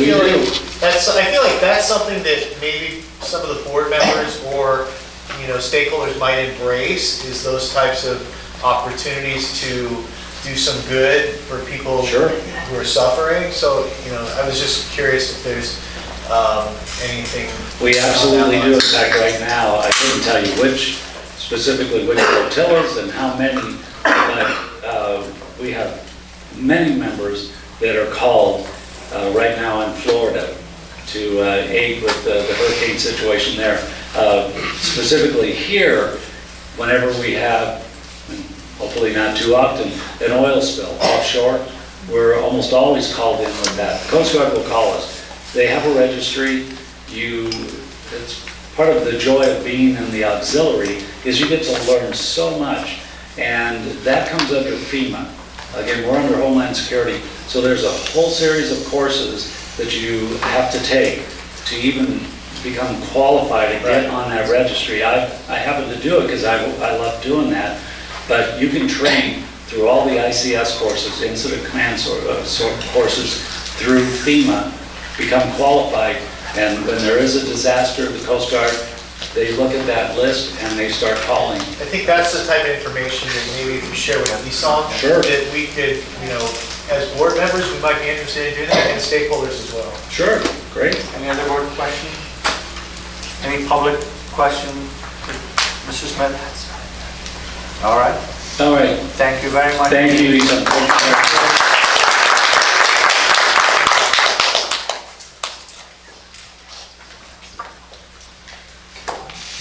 All right, item 13, we're going to take 10 minutes and then take our break. We're back on schedule. The intent of this motion, or this item, it's not a motion, just a discussion item. Alex asked me about the outreach committee transformation and how it happened and how are we supposed to do these things. And I told him that I will bring it up at the board meeting to have it as an open discussion and see what actions we want to take to address some of the concerns. And I also had a conversation with Jasmine today about that. One of the challenges that we have is that our bylaws are crazy thin on information. So, and I am the first guilty party because I'm the chair of the Rules and Bylaws Committee and I have not had a meeting. However, this has... I won't tell the president. Yeah, he's an ass. But I will move on that because we don't have any descriptions on... We have a description about how we start a committee, but there's no description on how to switch a committee when there's a new executive team, when there is a new election. It is completely silent on the procedure and how committee members are selected and how stakeholders' involvements are. We're really very, very silent on this. So, so what I want to do is I want to hear just your thoughts on it, but on this issue and some of the other ones. But what I want to tell you is I would like to try to have a committee, hold a meeting, and at least come each meeting. If and we all know how time commitments are, I'll do my best to come to each meeting with some standing rule for the board to discuss and approve if they approve to, so that we have some additional structure on how we run our business. These standing rules eventually, as we implement them, could be transferred into bylaws through the regular process for bylaws changes, but at least we can start with standing rules. And the first rule I want to bring to the board is the mechanics of forming a committee and sunsetting a committee as it transfers between terms. There are neighborhood councils that I understand do that every year. I am familiar with it in political bodies that when the executive team has a 2-year term. So at the end of that 2 years, that's the life of the committee. Everything gets wiped out and you start a new process. So that's the other option. So we'll come back to you, but I think this is something I'd like you to think about. You know, I think 1 year is probably too short. 2 years is reasonable. I don't think waiting 4 years for, you know, a full term is right. It's too long. So those kind of questions. The other questions is, you know, we have this idea that stakeholders are members of a committee, can join as a member. You know, the dynamics of that are very odd because so you can have 20 stakeholders as members of a committee. How does that committee function? It's one thing to say you have stakeholders that are advisors to the board member committees and working with them, but committee membership by the rules have a role, and I'm not sure exactly how that plays out. If this is a board committee, then it needs to be a board of 3 board members and not more as committee members. So again, I have no preference either way. I just want to bring clarity and bring a decision process, making process to the board to make. So that's enough of me on that. So I remember in the beginning, you know, that was one of the things you were mentioning, the standing rules. So can we commit to at least getting a draft and getting that going now? Some kind of like maybe 5 or so, just operational stuff, and then that way we can begin the process, because I just feel like it's been so long since, and it is what it is, but I think moving forward, that would be good. And there are a lot of questions, with the committees. I agree with what you're saying, the operational side, and it does get somewhat convoluted. I think to respond to what you're saying, 20 stakeholders, that would be rare. We're pulling teeth to get stakeholders already. We wish. But yeah, that'd be a great problem to have, but I think the idea is a balance. So you're having a balance between a board member and a stakeholder. So it's not just what the board member wants. And, so a standing rule could address that, where you say, like, the goal is to have a balance, or, I think that's the intent of that. The intent of bringing stakeholders in is that we don't just listen to what we want, we listen to what they want too, and they can advocate, and then we work it out. So that's just a couple comments. Okay. And just another comment, the committee doesn't have to be made up all of board members. The whole idea, I thought, on committee work is you can have one board member and 2 stakeholders that compose the committee, because you're trying to bring the people who are in the audience into the fold. We're not in charge, they're in charge, and that gives them an opportunity for us to have a whole separate board. At this point, that's how open it is, but I just want to bring clarity to the process, to state it that way. I think that Whichever way it great needs to be idea. stated, I don't care, it just needs to be stated as to what we do and what we don't do, because ultimately we have city procedures to follow. But when you have 3 board members sitting on the committee, other board members, it's a waste of time to go, because they can't say anything at the meeting. I understand. So I think that's a great idea. And the problem right now is all it says, the president appoints the chair of the committee, and then that's it, it's silent. So we need to bring some structure to it, that's all. I think it's great. So yeah, you should bring in more thought. So like we talk about the formation of a committee, but what's the opposite of forming? The dissolution, dissolving a committee.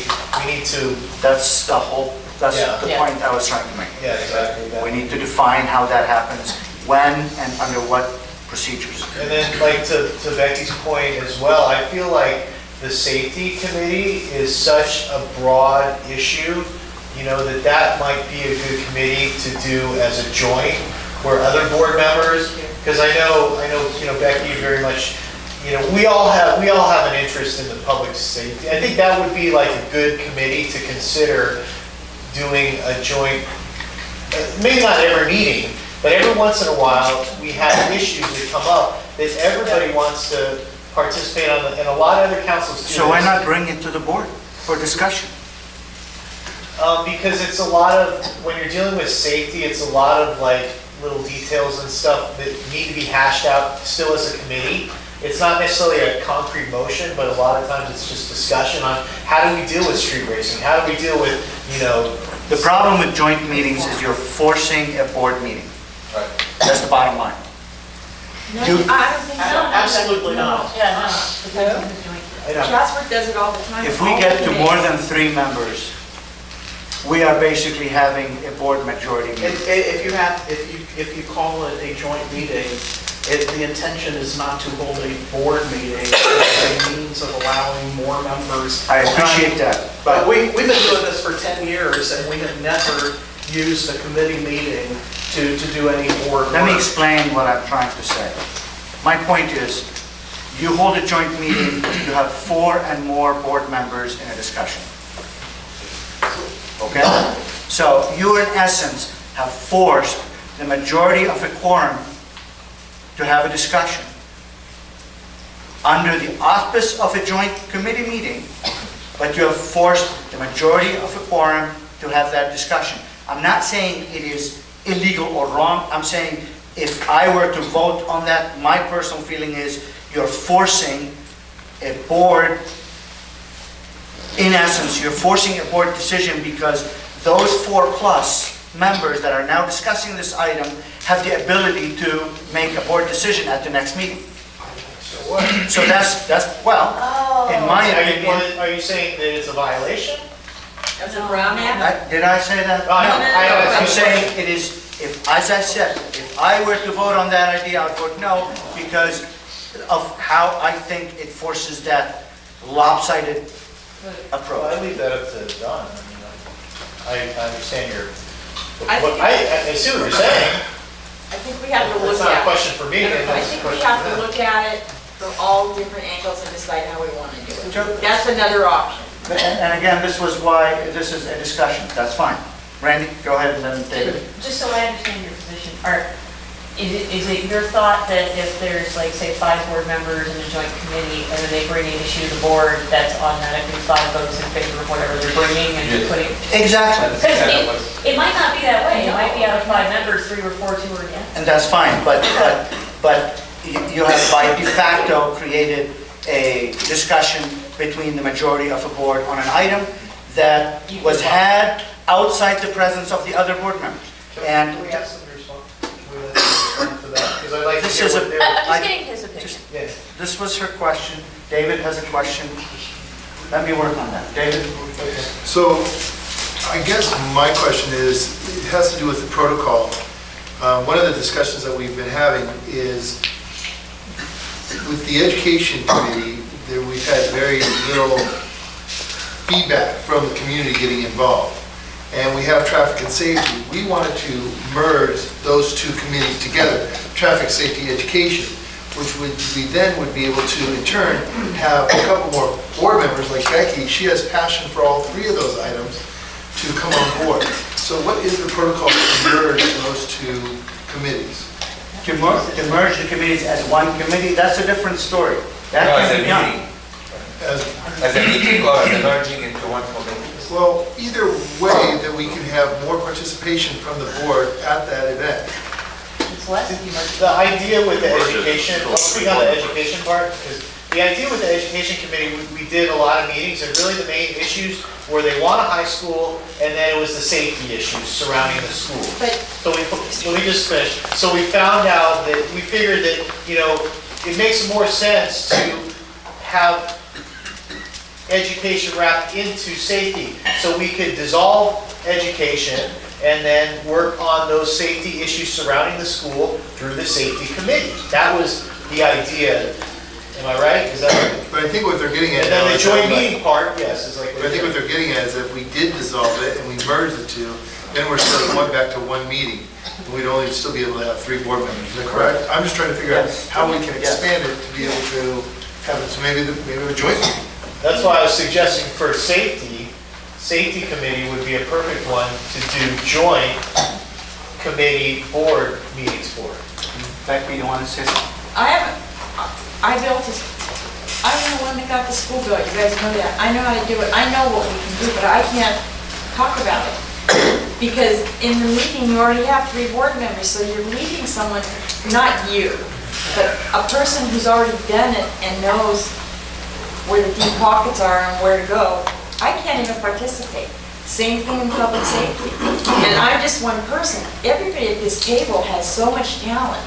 And to limit it to only 3 board members per committee, it's wasting people. I mean, I just think we could accomplish a lot more as a team than we can, with just 3 board members attending these public safety is a huge passion for this entire group, and it's one of the reasons that Devonshire Division has the lowest crime statistics in all of the city of Los Angeles. It's because this community is passionate about it, but we're cutting people out who know how to do it.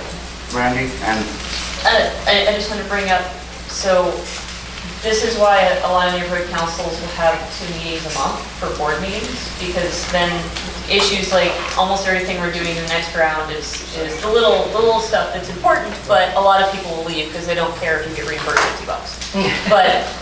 But they might not.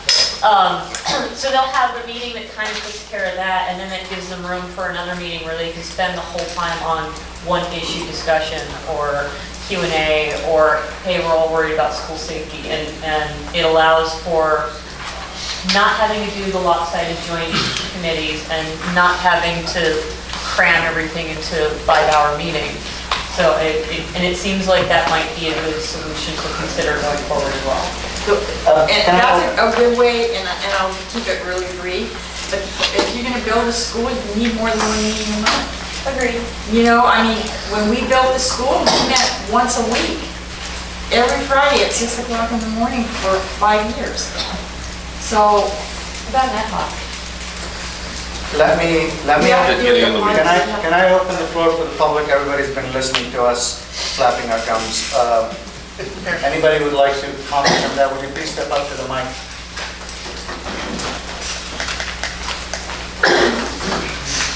Brian Allen again.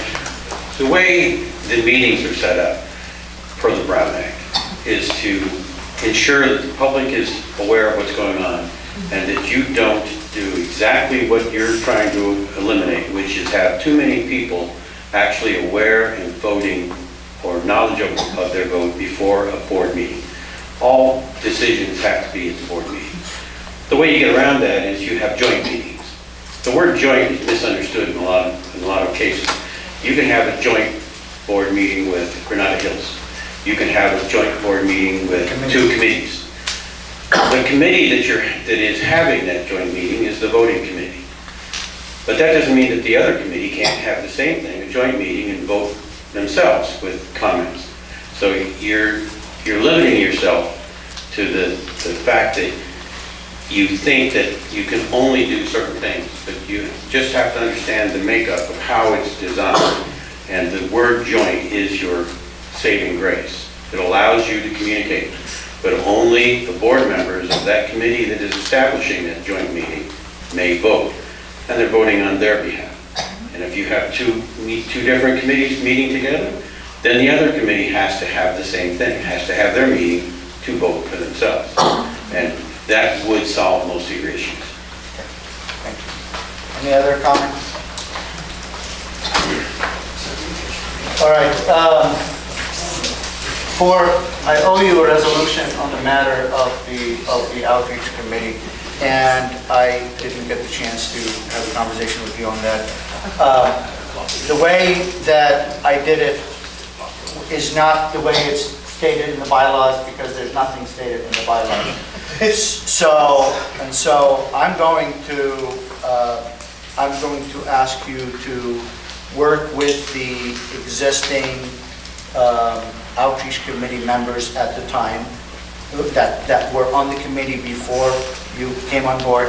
And if one of them wants to get off the committee, then you get to decide what you want to do. But for now, I think in reference to the fact that the bylaws don't say it, I don't feel that I can change it, so I'm going to ask you to do that. So with that, Can you go back in history and explain how it went down? Because I'm trying to understand like what you're there's nothing to saying. go back to. Basically, whoever was on the committee before, Who's that? Me? you and Alex, And, are on the the, outreach committee? and there were stakeholders as well. Jennifer was on it, but she's gone. Jeff was gone, but I believe there was. so let me clarify. We are basically replacing Jennifer with Brandy. Everything else stays the same unless people want to get off the committee, that's it. Okay? And I just want to make it clear what I perceived as the process, so people know where I came in, was that there no longer was an outreach committee, and I know there had been, and some people, both that were on it before and were not on it, were interested in the new one. And my position was, okay, outreach is going to mainly focus on communications like mailers and Facebook and events. And I wanted to seek out the two people who had been doing that in the meantime, which ended up being Hassan doing the mailers and whatnot, and Susan doing a lot of the events. So I asked them to just temporarily help me get ramped up, which they've been doing a good job of helping me get ramped up. And then my intent was always to say, okay, go away, let's get whoever wants on the board after that. So it was never intended to keep anybody off on any kind of permanent basis. So you have a committee, and I will ask you to communicate with them and kick things back on. All right.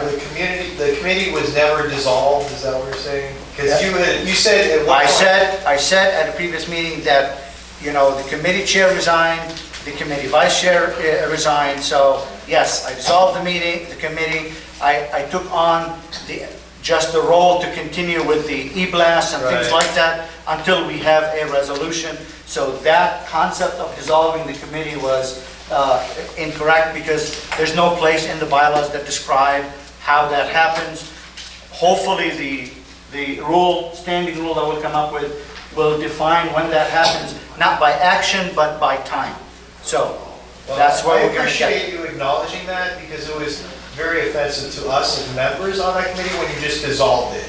Because it really, you have to understand that I worked very hard on that committee with Alex. We did a lot of work, and then for you to just come and say, it's dissolved, you're off, you're gone, really was offensive to me. So I appreciate you acknowledging that that was wrong and against the bylaws, and to reinstate it. And if we want to step down, we'll step down, you know, and we have Brandy now to, you know, run the ship. And we will be a kick-ass committee now, the three of us. So it's a blessing. I need to, Just really quick. I need to cut it off. It's a and yes or take- no answer. Do we have a mission statement for that committee? Yes. Okay, so We approved all it. that, okay, that's it. All right, we're 10 minutes behind schedule. I'm going to ask for a 5-minute break. All right. Item 14. Andrew, also just so you know, on that motion, I added that table based on that survey. So That's okay.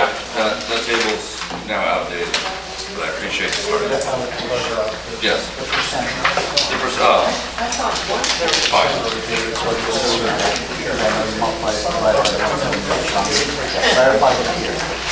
Got it. Okay. Yep, all right. it's your item 14.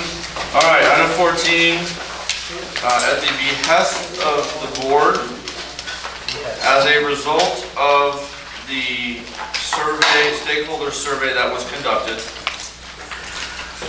I have done a breakdown of our budget that could be allocated into the survey groups in terms of what the stakeholders said they would like us to focus on with our money.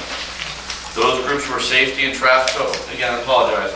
Take out this one pager, please, that I put on your desk, on your seat. Take this page out, please. On the bottom, you will see the slide from the presentation that Isam gave about the survey results. Does everybody have that? Yes. So you see the spending groups, the spending categories for safety and traffic, community beautification, environmental sustainability, community events, and local nonprofits. A word of caution at this point, if you will. These categories do not line up with the funding program budget categories, which are office and outreach, elections, NPG, CIP. Okay? This discussion, for the most part, is just setting our own unofficial spending priorities. There is a motion later on this agenda to adjust our actual budget as it conforms with the funding program. Okay? It may be a little confusing, and I apologize ahead of time. I will try to keep it as simple as I can. Okay? So on the top half of this spreadsheet, okay, and we just follow along. We have our total budget of $42,000. The second line is less office and outreach money is already spent. Okay? Then we have less originally budgeted fixed operational costs. So as part of our annual, the administrative packet, we have to declare our office expense and our operational expenses and our outreach. The portion of those two categories that were recurring, storage unit, constant contact, food, meeting food, think note taker, things like that that we could at least take a stab at, those total $9,086. That was the number we were going to just use. Okay? As part of a later motion, I am trying to adjust that number up from $9,086, adding $2,764. We'll get to the reason why later in all of my other motions, okay?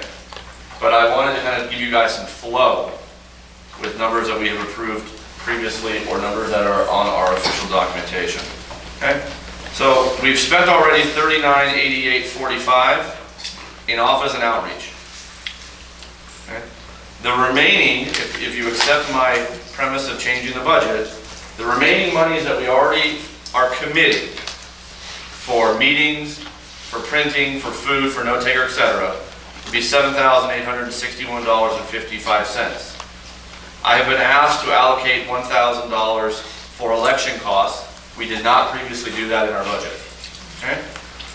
If you take those three numbers, 3988 and change, 7861 and change, and 1,000, and you subtract that from our total allocated budget of 42,000, we arrive at $29,150, to which we are going to allocate based on the results of the survey. Everybody follow so far? Yep. Okay, great. Okay? Okay? Is this the sheet? No, this blue sheet. Was that a separate one? Oh, I didn't. They're all down. You need another one? Here, here's another one. Here's another one. Okay? All right. Based on the percentage of responses in the middle of the page under the budgeted category, and these numbers are updated as of today, by the way, in terms of our spending. Okay? The budgeted number is what the $29,150 looks like broken out. Safety and traffic received the majority of the responses. Therefore, we would spend, if we could spend exactly that amount of money, a little over $11,000 on safety and traffic related items. Community beautification was next at $8,500. Environmental sustainability at a little over $5,000. Community events at a little, just under $3,500. And then local nonprofit MPGs at just under $1,000. Okay. The actual column is money we've spent, which you can reference back on this, on my treasurer report. This is the page we look at from the funding portal. Okay. The difference, the $5,545 plus the outstanding is equal to the money we spent up top, $39,8845, and the numbers in the actual column. We've actually approved the $500 MPG. We approved $292.35 towards the community cleanup that we already did. Okay?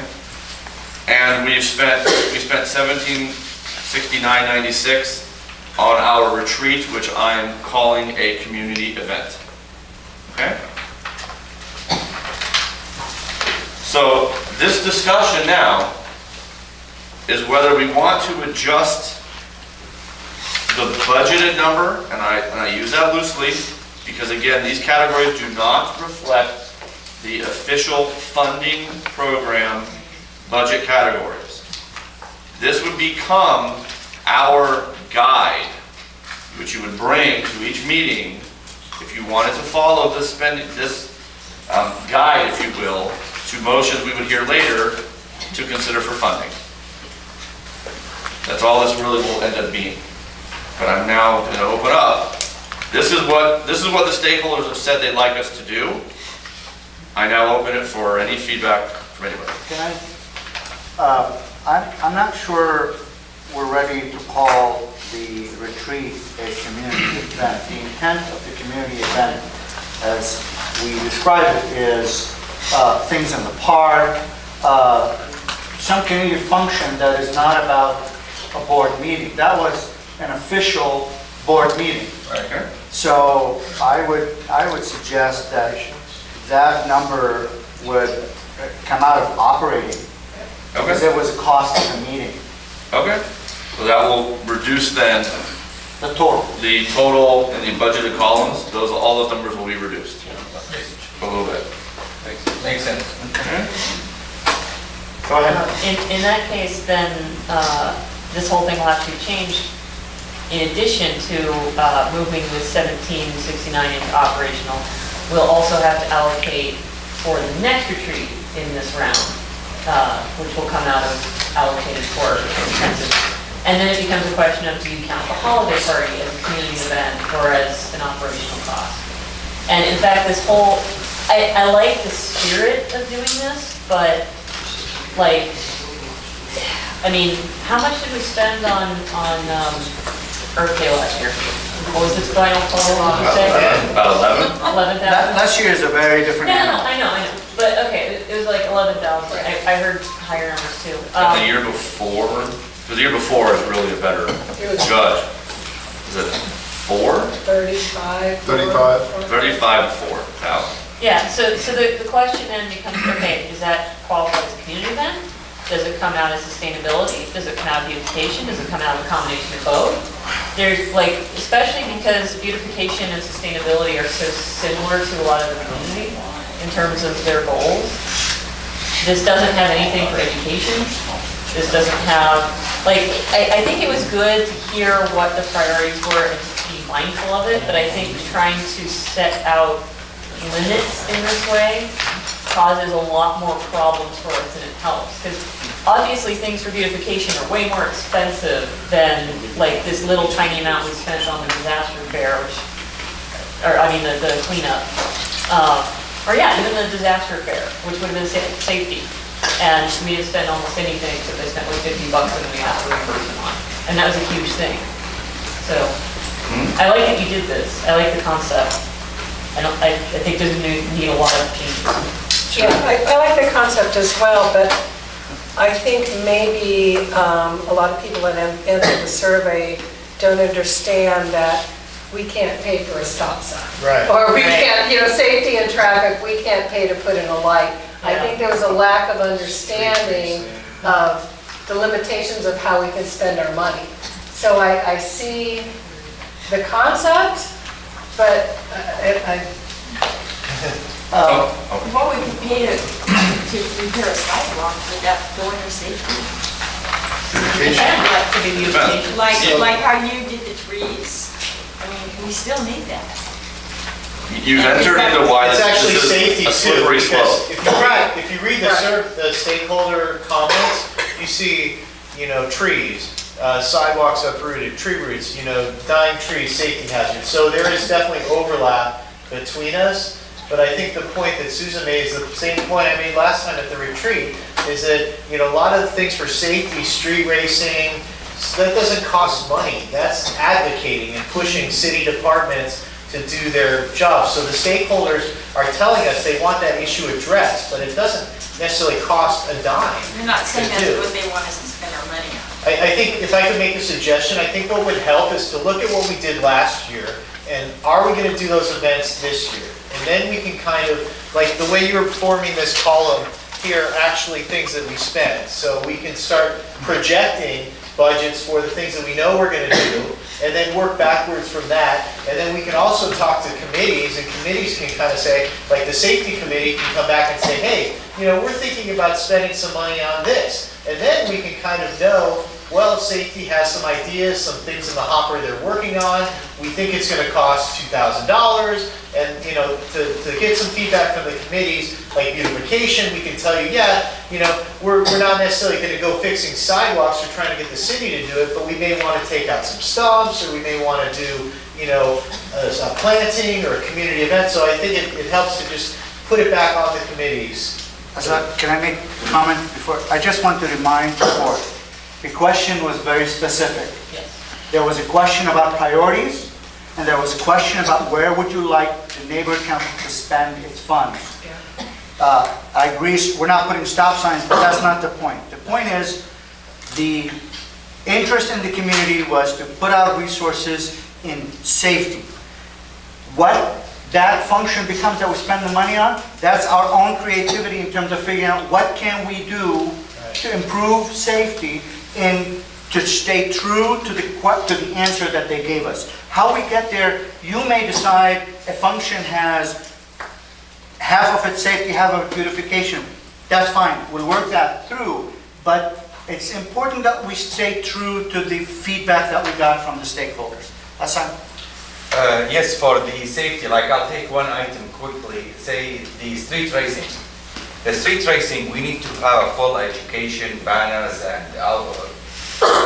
leaflets and mailers out. Other neighborhood councils, the city of LA had approved for them a campaign for banners to address speeding and to address street racing. So within the committee that we have, the safety committee, our approach, our guidelines and all that have a set goal. So for you to come and just say, well, okay, street racing and trees and all that, there is items that city will take care of. The trees, like and I showed you the path, the new budget is going to take care of almost 3,000 trees in CD12 alone. Safety, we are trying to get to work with LAPD. LAPD is underfunded, but we're not going to give money to LAPD. So the only way we know is a full campaign of outreach. Maybe we talked about a town hall meeting or something, and along with it, the crime is less in Devonshire now. But the people ask for priorities, then it's the challenge of the committees and the stakeholders to come up with what can be done to stay true to those priorities and get to the goal that we need. We don't have the answers on every topic, but we're just trying to stay true to the response. Go ahead. One example of where we could spend our money, you know, the speed signs that tell you how fast you're going. If you notice, we have none in Border Ranch. We have one right by. Right now we have one. By where? Right behind PRC, right next to PRCS, we've got On Mason. the last 3 days. No, a But permanent Oh, sign. permanent one. Yeah, and you can buy those. We can buy those and work with the city council to buy those. Because, not to see how fast you're going, but when a lot of accidents, like Andrew knows, coming down Rinaldi toward Rover, it'll show you how much speed you're picking up. You go, whoa, I'm going way too fast, I better put my brakes on. We can buy that. Yeah, right. I also, I'm sorry, I think the results are skewed. There's no question here for education, there's no question for homelessness, there's no question for, like, even if we allocate based on what was stated here, there's still a lot of silent answers. We didn't get options for them to spend money on those things. We have to keep in consideration that this is 534 residents. That's I know. this much. It's so minute. And we have a bigger picture to stand for the community. So I agree, these numbers are,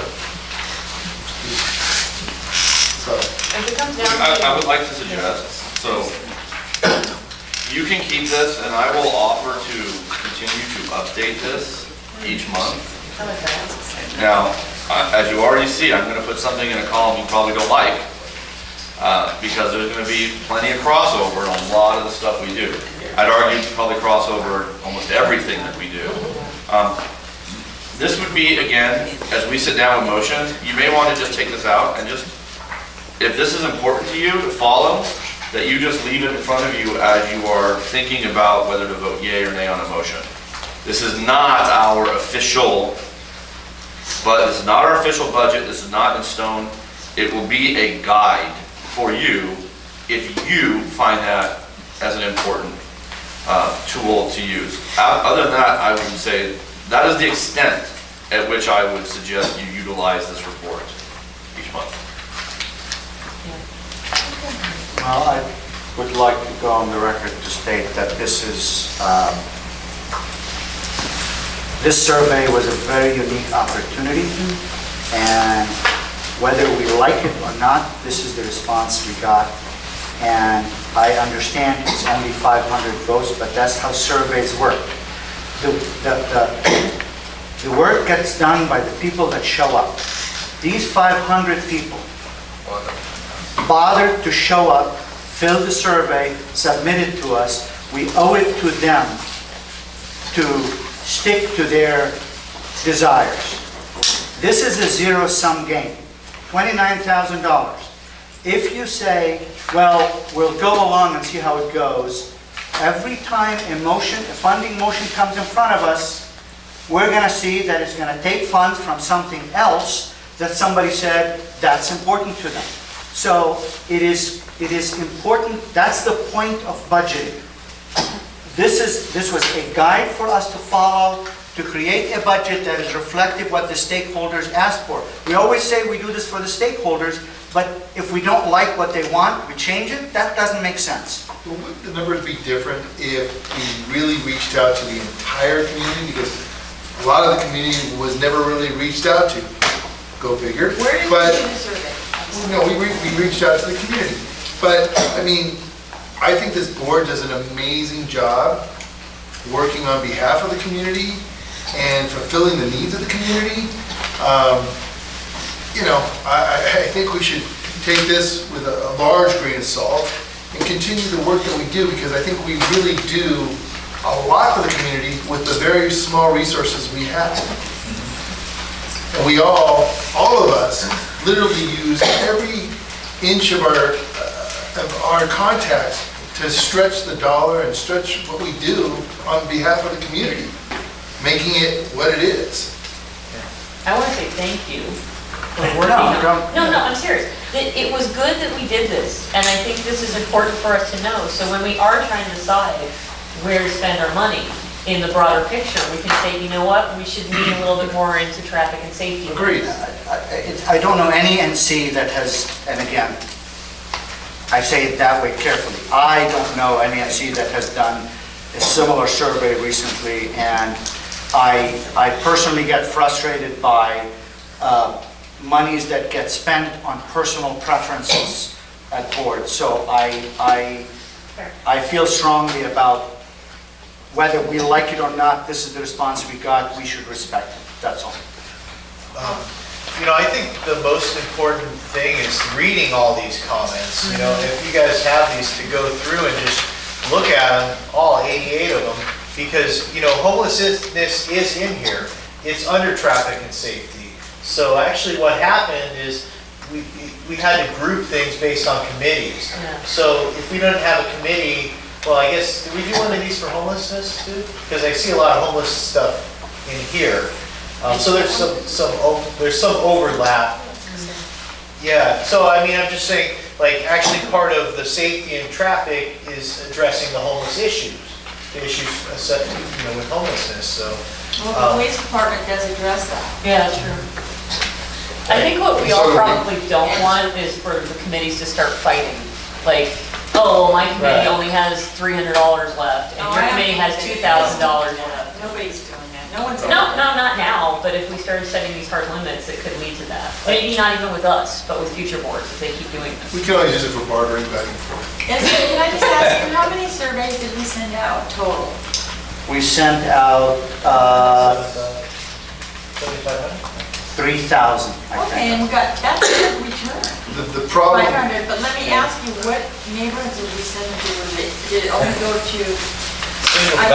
David, you want to so here's what happened. So we I can't fell read his short. mind. We fell short because the information that I received from the title company, because I took the information, we didn't keep in mind that the builder considers all of our gated communities as condos. Huh. We didn't, PUDs. So we didn't run the PUD number. So all these gated communities, Didn't participate. that's correct. Unless it's That's all. online. But So, it's okay, it was our first time. of course, so, So next time we'll. but that number know what to do. could be, those numbers can be, they can definitely change if those people were involved. Food for thought. But once again, I think this board does an amazing job with what we do, with the money that we have to allocate for this community. And I think we all work together for the common good. And I don't think one committee tries to overlook another committee. I think we all work together. So. What do you want to do? Okay. Well, I don't believe any further action is required. You want to? There's no official action. You want to get some public comment on it? Yeah. Sure. Any public comment on it? Please, go ahead, come up. Who did you send these surveys to? Because I didn't get one. Where do you live? I live at Wilbur, east of Wilbur on Vista Grande. Oh, because you're not in a, well, you should go. Are you in a gated community? No. Are you north of the 118? Yes. You got a survey in the mail that is, A long time ago. it was about 6 months ago. We can do it now if you want. You tell us. So Well, would you like to see us spend our money?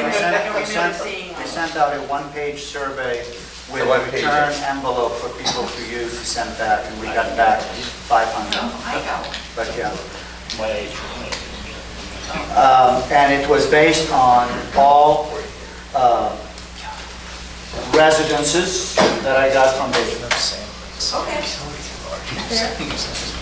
Next time, when we do this, we will reach out to all the HUDs. There's not going to be a next time.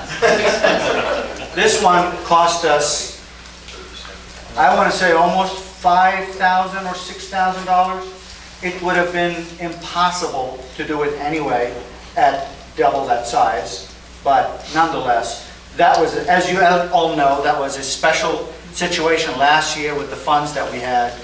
That fund will not happen again, and I don't think this board is ready to spend $6,000 out of 42 on a survey. But that was a once-in-a-lifetime opportunity, probably. Okay. Any other? Yes. I pointed out at the retreat, excuse me, that the council and Assad addressed this to some extent, that the council can be very effective and do a lot for the community without having to spend a penny. And Assad is such a great member of such a great asset for your board because he's here. He knows where the money is. And he knows where the money is, and he knows where the resources in the city are, and he's able to tap into that and do a whole lot for the community that the city might do anywhere else in all of Los Angeles, but Assad is here and he asks for things, and so you get a lot of city services based on requests that any council or any person living in LA could ask for things. Assad helps get things through. So being effective and addressing the stakeholders' desires does not equate with spending dollars. But the stakeholders don't know that, partly because the question was posed, how do you want us to spend money, as opposed to, where can we be most effective in the community? Right. Which, We asked both. We asked priorities and we asked spending. But priorities is still different from being effective in a community, and it does not equate with priorities either. The other thing that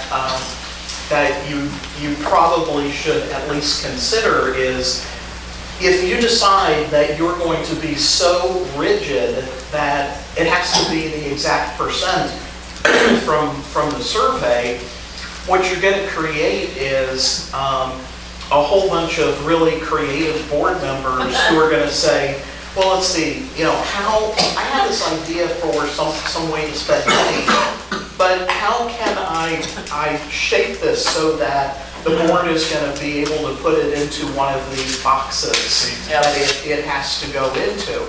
And for instance, I think every single board member could stand up on the spur of the moment and make a really strong argument that 100% of what the board does is outreach, because you're doing something for the community. So that's obviously outreach. And you may or may not want to set up a situation where, because you're rigid about meeting percentages, you're going to channel things into you're going to create an atmosphere that you didn't mean to, and you're not going to achieve that goal because people are going to come up with creative ways of going around those percentages. All right, Andrew? 2 minutes, 30 seconds, seal the deal. What do you want to do? I, again, do not feel official action is required. It's not official action, Yeah, but what do we proceed? I'm going to proceed by preparing this as part of the treasurer's report. So we'll get that plus the print, the printout from the funding site as part of your treasurer's report, and use it however you see fit. That's really it. So status quo? Sure. Forward for me. Okay. All right.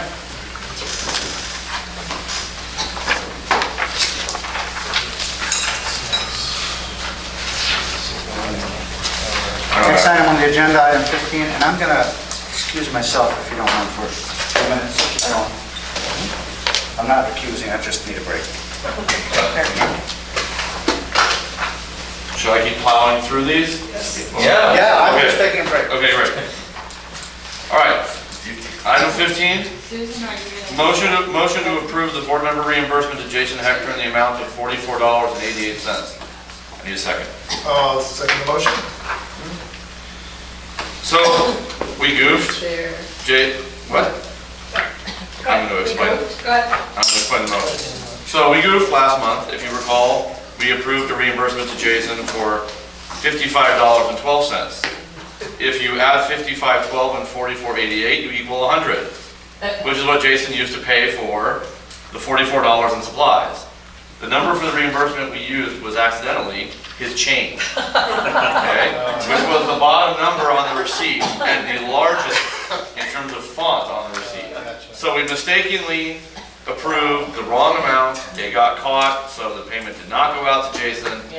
So Was we that have, you when I wrote the motion up? I put 50? you put 55.12, and I just rolled right with it because I looked at the receipt, I got it. saw 55.12, the receipt was a little tiny, and we just went with it. Well, we goofed, this is the proper reimbursement for $44.88. Any board comments?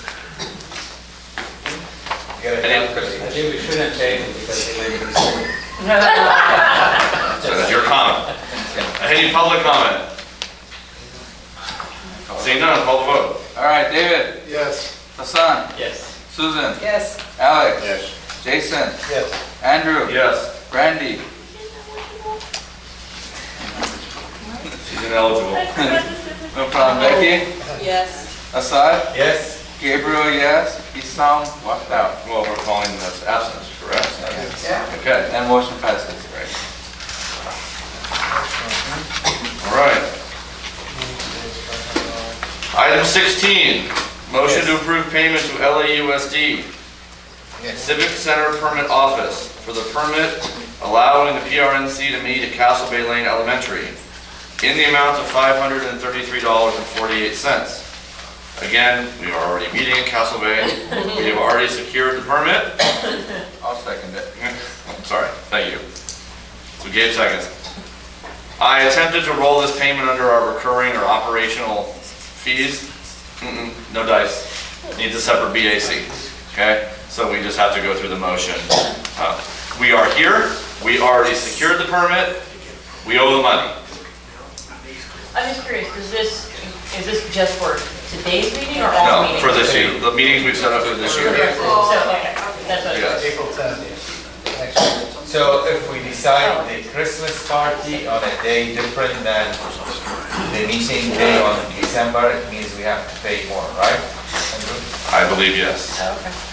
I believe, well, Unless We made it. I don't recall if we had to last I don't year. think we paid last. I don't think, Because we used the same date. I know we did, but we didn't get a permit. No, but it wasn't. I don't know if we paid last year, I don't think we There was did. one time we didn't pay where they let us just use it. Just use it. Like, They were nice. They were nice, they were. Yeah. Okay, that's it. I don't know, we'll have to look into that as we get closer to the holiday Well, party. we can work with the school. So do you Yes. want the motion to say anything about the holidays? Nope. No, just, No, for the motion is what the motion is. Should I call the vote? Any public comment? Seeing none? Sounds good. All right, let's call the vote. David, Yes. Hassan, Yes. Susan, Yes. Alex. Yes. Jason, Yes. Andrew. Yes. Brandy, Still ineligible. Becky. Becky, Yes. Assad, Yes. Gabriel, yes, Isam, absent. And motion passes. Susan, Okay. excuse me, I really think we need to be a standing president at this moment.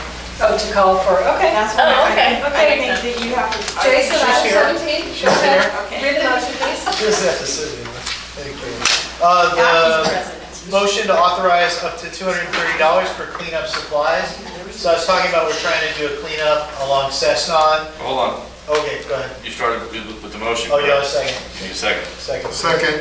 Thank you, David. So, you know what, we did a really good job on the Limekiln Canyon cleanup with the graffiti, we got a lot of trash there, but, you know, and I'm looking at the survey, dog poo is like one of the main ones, and I've been visiting all the parks and checking them all out on my hikes, and it's a really big problem, so. Are you picking it up as regards to Yeah. hiking? That's why you're coming with me. But one of the things that we don't get from the city is things like gooper scoopers and some of the paints here. You know, we're able to get certain colors of paint, but like the gray and green, like, remember you're working on the Brown, gray. You needed for the parts we couldn't get with the rollers. Correct. The gray spray paint, and then we need an extension pole because some of the graffiti's so high up, we weren't able to get that. Shipping and the pet waste bags. So I plan on putting pet waste bags in all the parks around here. Aliso Canyon, Wilbur Tampa Park, Palisades Park, Limekiln Canyon Park, and I was originally wanting to do signs, but it's more complicated, so we're just kind of sticking with this. With the Any bags. questions from the board? With the bags, can't that be can't LA City help us with that instead of us spending our money? Well, it's only $20 Or for a even- case of them. We get like, you know, it's $20, only $20. Are you They- just gonna dump the thing on the path? It's a compostable bag, so the idea is to put the bags where the trash, and I've worked to get more trash cans in the parks. So the idea is to put the bag where the people enter, so they can take it, and then the can is a little further down, and then they can drop it in the can. We have to do something with the dog poo in the parks. Okay, And this is the simplest thing to begin to, not only when we do our cleanups, have the equipment to clean it up, but also create a mechanism that people can dispose of it. So, It sounds good. there's $90 for paint and a pole, is that, That's the extension pole, and I have all this stuff, like for how are Amazon. we affixing, are we okay to affix whatever it is you're gonna leave in the parks, whether it be the bag, a bag holder, or a bag? We're not leaving anything in the parks Just except. only when we're doing cleanup? Yes, these are, Okay. this is equipment that will be put in our storage unit for our cleanups. When we do our cleanups with graffiti removal, this is a 24-foot extension pole. The ones we get from the city are only like 5 feet tall, so we couldn't get the high-up graffiti. And the pet waste bags, in Limekiln Canyon, there's an actually existing box that you can put them in. And then also like on the chain link fence, we're just gonna tie a little string and put them there so people can take them, but. Thank you. Yeah. I've been working with Rex and Parks, so they're. Well, that's what I was getting at. They're I know happy. Rex and Parks has those, But actually, that wasn't put in by them. It was actually put in by stakeholders. And there's a lot of stuff, and Alex knows, they put benches in the parks. You know, a lot of these, like the senior group put benches in the parks. So there's groups that have actually gone in there and put these things in that Rex and Parks isn't doing. So, you know, they just roll with it, you know. it's- Public comment? Any other questions from the board? Go ahead, Isa. Now you're back, you take over. Finish the motion. Oh, okay, so any other questions, comments from the board? I would do it if I could vote. Public comments? I think it's a great idea. I'm tired of the Okay. poop everywhere. I walk It's everywhere. everywhere. It's everywhere. It is everywhere. Thank you. Okay, call the vote? All right, David, yes. Hassan, Yes. Susan, Yes. Alex, Yes. Jason, Yes. Andrew, Yes. Brandy, you can't. Becky, Yes. Assad, Yes? Gabriel, yes, Isam, motion passes. All right. On item ID, 18. Before you start, I'm going to recuse myself. you a student in Nobel? Yes. Is there anyone to speak on this MPG? Would you please,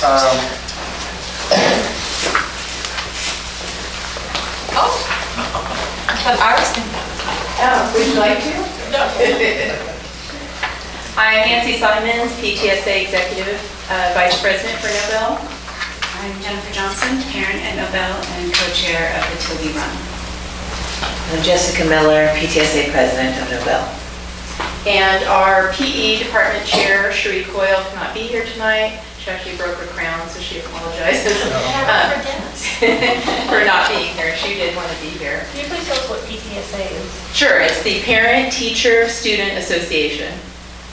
So the Tubby Run, for any of you that have been in the Valley for a while, you may have seen Mr. Tubby riding around his unicycle or his bike with his big flag on the back. He was a longtime Nobel PE teacher and very beloved teacher at Nobel. He created what was called the Tubby Run, and this next year, April 12, 2019, will be the 41st run. The run starts at Melvany Park and goes down through Aliso Canyon, over Rinaldi, down Chimenias to Wilbur, and then down to Nobel. You want to say,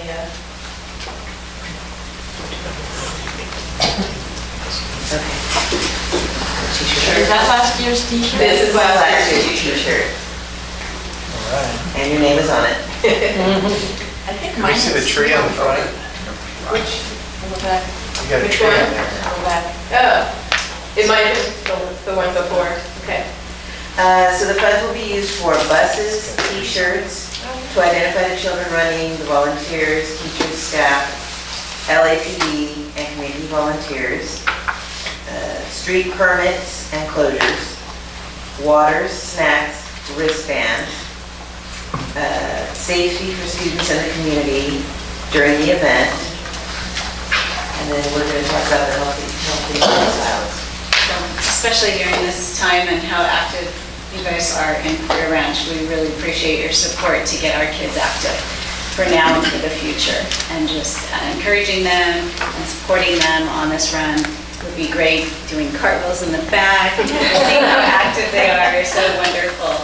So we keep them moving for, for their health and for the community. So this is a great event. We hope to have your support on it. So the $1,000 that we are requesting is a portion of what's needed to create this event. We do reach out to other community partners. We are all volunteers, so the more we can get, the less we have to run around town.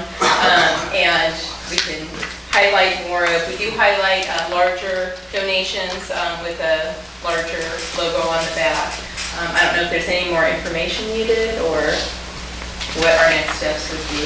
I think, how many children from Puerto Ranch attend Nobel? Do you have any idea? I mean, there's. I would say few, right? probably, I would say. It's large. There is 2,500 students, so I would say probably, maybe close to half. And then are any of the other neighborhood councils supporting it? They have not, however, we have not reached out to them, so that's on us. I think it's a great project. It is. It's a wonderful event. LAPD is there, both the sergeant from Devonshire Division and his group, as well as the volunteer LAPD staff. Will our name be on the t-shirt? It absolutely will. And it was on, yeah. This is the 39th, and that's the 40th. 40th, so you support this. Okay. Alice, do you have? Oh, there it is. Do you have a question? No, I don't have. Jason has a question. Just call the vote. I'm rolling down. Oh, yeah. David, you said you wanted to say something? I saw your hand up, no? Which organizations have donated so far? Who have you reached out? You're the first one this year because I had last year, I think when we were late in getting, it was a whole new group at Nobel, whole new group of volunteers. So Andrew had said to get it in early. So and I just got another full-time job, so I'm trying to multitask. I thought I better get it in early. So When is the race? April 12th. You know, The only problem I see with the application is that it is silent on what the total cost is, and it's silent who else you're reaching out to. So as an MPG application, those nuances are important to get the application through the process. Okay. 4,000? Yeah. Is it 4,000 they have here? Or no? That's not, that's the whole event, right? Correct. 4,000, Yes. the whole event. They have it. Permits and everything. 6 people. So you're not, nobody else is stated in here as you, because it asks you are reaching out for somebody else. We are going to reach out. You're just the first person. I appreciate that, but it's not on the application. So I just want to caution you, as you proceed through this, whether for this or whether for other neighborhood councils, just be sensitive to the fact that you should let them know that you're reaching out to others, because on its face, it is odd that Nobel, which is outside our boundaries, is asking just us for funding when there are neighborhood councils where Nobel is in their boundary. Right. So just by the application, that is a problem, but you're explaining it more, and we have to make that judgment. Right. So, I do have comments. So, what did we donate last year, last time? Like $300. Okay. And I'm kind of going on the same side with Isam in regards to how much money you're asking for, since we're not in the district. Is there a cost for the runners? No. So they're just run for fun. Personally, I would think that I would like to see, this MPG at a lesser value, maybe 500 as a participation, and I'd like to see the other neighborhood councils step up that are in your, I get it. We have a neighborhood account. We have a run that we do at PRCS, and it's very important. We do charge for the runners. The runners participate, and that's where the money is made as a whole, with Toll Brothers, LAPD, and everything else. That's what I would encourage you to make money for your school. What is the money used for? The money's used for the Is it earmarked for t-shirts, anything? wristbands. For the run. It's for the run only. Run There's no benefit to the students. T-shirts, the benefit is the run. No, I get it. No, we look to see. It's not a fundraiser. It's not. It's a program. Correct. For running. Yeah. It's a give back to the community. can I move down here, Brandy? Fundraising sucks, and I get it. And asking for a fourth of your total budget means you can get it 4 times you're done. But little tip is don't ask for more than double what people have previously. Usually you ask about the same amount they've previously given, and you just edge it up a little bit. I'm thinking 500 is something a lot of the neighborhood councils wouldn't blink too much at. 1,000 is something we're all going to blink at a lot. So would you suggest, do we revise, or is this something we can agree on here, or how does it? Well, let me give the rest of the board the opportunity. I think we would agree. I would agree with the amount. And to be honest with you, I really did plunk that amount in there because in the waycast, and I was telling Jessica, when I first started going to neighborhood council meetings, no schools went. So there was all this money for education. So whatever school went, got the money. So I did aim high, and so. Hassan, anything? So you said the total budget is 4,000 and asking for 1,000. So would you stop if you achieve your $4,000 goal, or you're going to keep going? And what happens if you got excess money? Where does it go? It goes back to the students. So what we would do is put that back into another student event, either towards other programs for the students, bringing something educational for them, or for Chromebooks, the library, the nurse. Right. Although actually in the past we kind of just broke even. We kind of get what we need and then. How much does Toll Brothers put in? They actually last year put in $3,000. So, and you only have a budget of 4? Yeah. Oh, so you had extra money to fund other programs? We didn't, actually, I think we No, kind of we broke ran, even. we broke even, because most everybody put in around 300. Right, so. Hassan? No, David already said what I Okay. One of the things that I'm glad to see that you're getting kids out there to exercise, because it's a big thing we need to think about. But one of the things that we've done here is and Susan has kind of taken this on, is with our water. So we've gotten away from plastic bottles, because I see you have under here water. So one of the things I wanted to stress to you is you have an opportunity to teach the youth how to live their lives a bit more sustainably. Like we carry bottles and things like that. So, I'd like to encourage you to try and get away from the plastic bottles if you can, and maybe go to, where are water jugs? Are they here? Yeah. See our water jugs down here? Blue.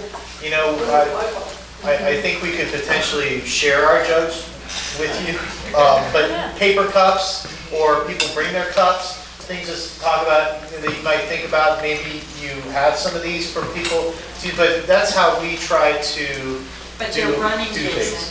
I understand, but Those are pretty big to no, they use like paper cups, so at least you're not, it's not a plastic, well, they drink them like this and they run, but we're trying to get away from the idea of using plastic, so I just wanted to kind Right. of throw that out. That's a good idea, and we could Something actually, to take that back. could be another incentive for the kids. They get a water bottle too, so we can create a Nobel water bottle. Of course, that would cost Something more. to think about, that's Yeah.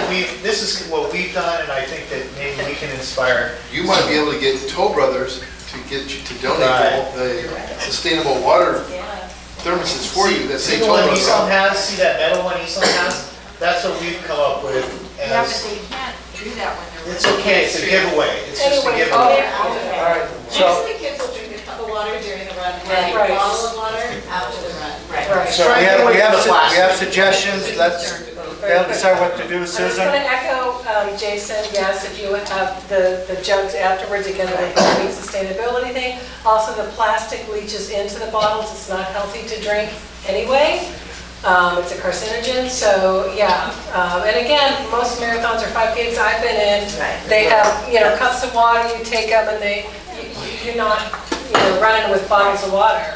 That's not what you do in a marathon So- or 5K. So, thank you. Okay, Let's move. just give me a second. Any public comment? No public comment. Okay, so we have two options here. We can ask you to revise it and come back, or we can approve a lower amount if the board can agree to a number. So I get the request to move, so anybody wants to make a motion for a lower amount? A motion to approve an amount of $500 for the run of Nobel. And I'll second. Okay. Any further discussion of the board? Any, I would approve it if I could hit that number. okay. Any public comment on that motion? All right, no further comment, call the vote. All right. David, Yes. Hassan, Yes. Susan, Yes. Alex, Yes. Jason, Yes. Andrew, Randy, Karen, Becky, Yes. Assad, Yes. Gabriel, yes, Isam, Yes. motion passes. Congratulations. Thank you, guys. Also, Jessica and I have a Girl Scout troop, they're working on their silver award. So if anybody has a project you want to, most of them have kind Lime of kiln decided. canyon, lime kiln canyon. Well, there's one of the girls had wanted to do the poop bag, so it may be something we can help Here, with. Thank you. Thank you. Thank you. We'd love to work with you Thank you. in the parks, Perfect. any of the parks. Thank you. All right, can somebody call Andrew in? Yeah,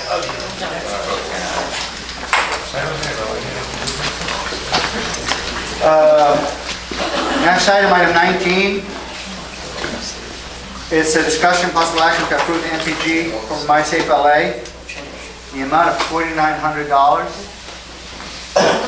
Would you please give us a brief statement about what this is and tell us why? 20-minute speech. How's my night? Make him 20 lunar minutes. Hi, I'm Bill Whitney. This is Harry Submergian. We are with MySafe LA, which is a public safety organization. We've heard a lot about public safety and the interest in it tonight. We really like to talk more about focusing on community risk reduction, which may be a term you're familiar with, maybe not. But it's really where things are going in terms of public safety. We work in partnership with fire departments, in particular LA City, And what we do is we go to schools. In fact, I've taught in this room to 4th and 5th graders a couple of years ago. We talked to them about smoke alarms, about fire safety, about how to escape a home, having 2 exits, the things that we all hear about.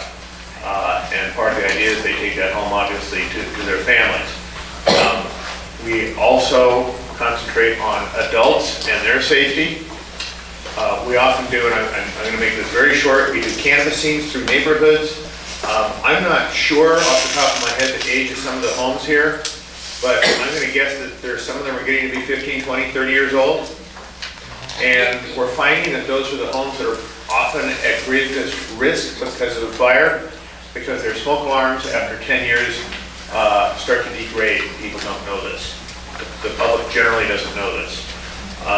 So we do canvassings on Saturdays in partnership with the fire department. They join us. We go from house to house. We sometimes install as many as 200 smoke alarms in a neighborhood in an afternoon. So we do all of these different things. And we can probably add to it fatality fires. We respond to at the request of LA Fire, again, to do a canvassing in the neighborhoods. High schools.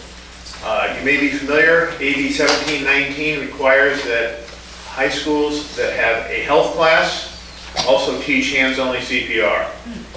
If the seniors have not received that instruction by the time graduation comes, they will not graduate. LAUSD does not have instructors to teach CPR. So this is something that we're doing throughout the city and have been doing the last year and a half, 2 years. The money we're asking for would be utilized in this neighborhood council area, and we would tailor what we do to what you request. A couple questions often come up. How are we funded? We're funded on specific grants from FEMA, but we can't go outside those grants. So if we have a grant that has to do with adult education, we don't have the money to do the kids in the school. The next question is, what about LA Fire? Why don't they do it? They simply don't have the personnel. They have a budget of over, as I'm sure you know, over 700 million. Most of it goes, 96% of it or so goes to salaries.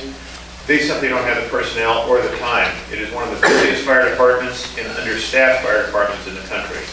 So they don't get out and do this anymore. They just simply don't. They don't even have an educational group. So that's the speech. Okay, thank you. Board questions? Yes. Yes. What stations do you work with in our neighborhood? In this neighborhood, 106s, 105s, I believe 105, 106. Well, the stations in our neighborhood is Maybe 28. Let him finish. No, just like, It's I'm what? just trying to- 28 and 8, so I'm just trying to. I'm sorry. It's 28 and 8, I'm just trying to figure out what Okay, you and work with. maybe, I didn't exactly look at this neighborhood. It's very hard to match up a neighborhood council exactly with a fire station. Right, I was just trying to understand, because if you're installing smoke alarms with our fire department, I just needed to know who you work with. By the way- I do work along with the fire departments. They can't install them, and you may not know that. They are forbidden by the city attorney to install smoke alarms. I was just going by what you were saying, so I was just Yeah. trying to So understand. they're in partnership with us because they're there because they have a badge and we don't. And so it shows legitimacy in the neighborhood when you have a big red fire truck. Susan? Yeah, LADWP does give out free, and they install them, free smoke alarms and carbon monoxide detectors if you get an energy audit for your home. I've been covering that the last few meetings, and I got them myself. So I did want to let you know that LADWP does provide those, and they do install them for free. It's interesting, they can install them and the fire department can't. I know, I know. Same city attorney, isn't it? Can't explain it, but I do. Okay, as the chair for the safety committee, my recommendation would be is to have you come to our safety committee meeting first to discuss all these, because we are planning CPR classes, CERT classes, and all other classes. That's one. The second thing, when I'm looking in your application, this is public funds. We cannot be buying smoke alarms for homes. And when I'm looking through all your items, the only one that possibly can fit in where we are is the $700 of the educational materials, because this way we could have these, if allowed, and to educate the people on CPR, to encourage them on CERT and all that. But what it is, I really encourage you to come to our meeting next week on Thursday, the 18th. and then we can discuss the possibilities of classes and training.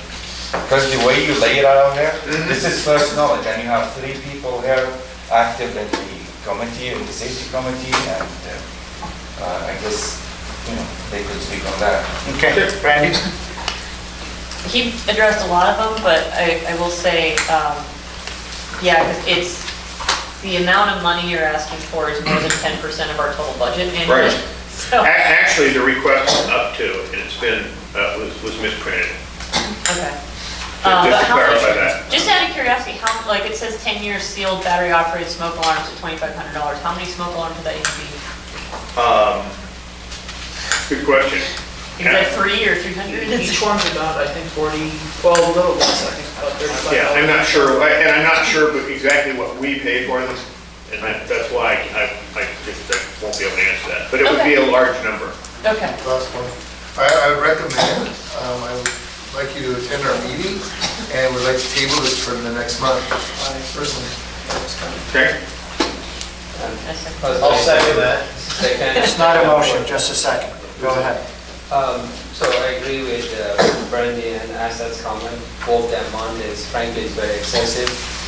Could be up to, but $4,900 is a lot of money with the budget we have. And I totally agree with Asad's comment. I think you should really resolve this within the safety committee and see what contribution this money can give to our community here, because after all, this is Porter Ranch community. And right. Got to make sure everything is here. Once that is discussed, I suggest we come back here and then we can determine how much. Very good. Okay. So this is an item, go ahead. If the motion, does the motion die, can it be There's no motion yet. Oh, good. At this point, it is a discussion and possible action. So based on the discussion, I'm going to ask if there's a readiness to vote. If there's not a readiness to vote, then we don't make the motion. Gentlemen, understand what we need, and we'll see it again. So, readiness to vote? No? No? No. All right. Fair enough. Thank you. Appreciate it. You're welcome. Hopefully we'll make it work after the final. Yeah, and we adjust it. And thank you for dinner. It's only a neighborhood council that's offered us dinner. All right. What's your public safety committee meeting? Yes, I'll come to you. Thank you. Thank you. Thank you. Thank you. Thank you. Item 20. Okay. Who's refused? Is this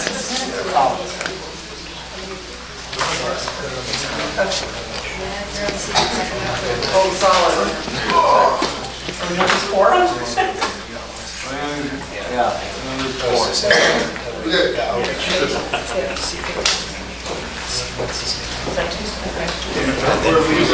The fourth is Assad. Wait for him. Assad? We have to walk Knock it out. Oh, yes. No, you need to come here. For the record, that was stated in a joking manner. It's for the record. All right. Item 20, Andrew, would you? Yes, motion to approve the neighborhood purpose grant for Solid in the amount of $1,000. We have a gentleman to speak Second. to it. And you see our situation, so please keep us at 2 minutes if we can. I can do that, thank you. My name is Dale Penn. You can take it out of the stand. Take that as stand. My name is Dale Penn. For those of you that I've met, hello. Again, for those of you that I have not met, hello. I do represent the board at Solid. We are a board of community volunteers. We all live in the Devonshire area, as you do. And our 17 volunteers want to thank you for at least getting this on your agenda. We have not visited very many neighborhood councils so far this year or last year. We just haven't visited too many, but over the years I've visited several on behalf of Solid. For the stakeholders who don't know who Solid is, we are supporters of law enforcement in Devonshire. Our goal as a nonprofit is to do everything we can do to support the men and women of the LAPD. We are here to thank you for considering an NPG for us. We have so many events throughout the year that we want to talk about, and I'm just going to limit it to 2. You know about our pasta dinner, which is coming up this Friday. It's one of our 2 biggest events, and then we also have a pancake breakfast. The pasta event, as you probably know, is at St. Nicholas Greek Church from 5 to 8. And then every year we also do a pancake event. So we do pasta and we do pancakes, our 2 big main fundraisers. I just want to clarify something for those of you that may think that Solid is actually actively engaged in raising a lot more money than just pancakes and pasta. It is not true. Because we are a nonprofit, a lot of the money that other nonprofits generate goes through Solid. We manage that money for use, discretionary use by the captain. And so what I'm talking about tonight, is simply a request for 2 specific items. One is a shed that we have to rebuild in the parking lot of the Devonshire Division on Etiwanda. The other is a broken down ramp that we have to rebuild. A good deal of our budget is spent on very expensive construction items that the city will not pay for.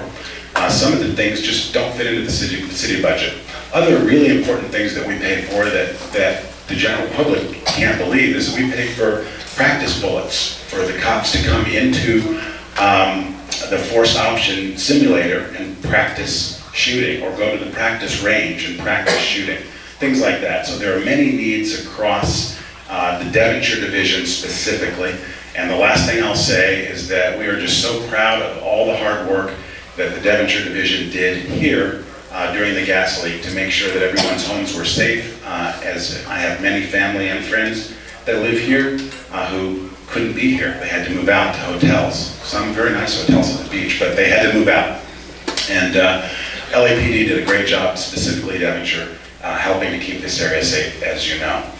So they're actively involved. I'm actively involved with that board and have been for about 10 years. And if you have any questions, I'd be happy to answer them. Okay. I gotta say something. The application is problematic in a couple of areas. First, it states that it's for the pasta dinner fundraising. Yes. The pasta dinner is in 2 days. Yes. This thing is gonna go to the city clerk's office. By the time they act on it, the event will have already happened. Yes. That may stop it right there. That's not, I don't know for a fact. Our treasurer knows the system a lot better than I do. The other problem is, this fundraiser has tickets. People buy tickets for it. That's correct. It's not open to the public as a free event. And we have a problem in the neighborhood council funding system to allow us to put funds into a non-free event. Is my understanding. Again, you can correct me, but I do not believe that's an issue. that's what came up at the last meeting, and that's the conversation we had with the lady from, can't remember what it was. So I don't know how this works, but I just want to raise it up. It doesn't matter to me. I'm just saying, as I understood the system, that might be a problem for the city clerk's office. Let me clarify. I don't think the ticket thing is the event in 2 days, or that may be. All we can do is, if we approve some amount, do our best to see it through. Yes. That's the best we can commit to. Thank you. I'll just say in response that over the years, I did not personally submit this NPG to the city, but the folks who did, the lady who did, has been with the Solid Board for over 10 years, and we've never once had that issue come up in the 10 years that I've been involved. So, but I appreciate, you're right, there are a lot of I's to cross and I's to dot and T's to cross. Yes. I think one of the comments that came up was that if somebody came to the event and didn't have a ticket or money to pay, would they be allowed to attend? And if the answer was yes, that was a way that they were. Yeah. That was one of the comments we got last time. I don't know if that is how you handle those situations, but I'm sure from time to time you might have a person come who doesn't have a ticket and wants to attend the event, and if you would allow them to enter, then that, I don't know, that's not actually a free event, But anyways, Andrew says it's not an issue, but I just. I think it's okay. I think it's fine. Any other comment? I'm curious, would the way it's been filled out be an issue? Because under requested event C, there's only one item that says $0, and then only at the bottom does it say the total, so it doesn't, yeah, but it doesn't even list, like, under the requested, that the pasta dinner was, it just said the total projected cost, but it doesn't even. I understand. So I'm just wondering, are there other issues here that might prevent it? I don't think so.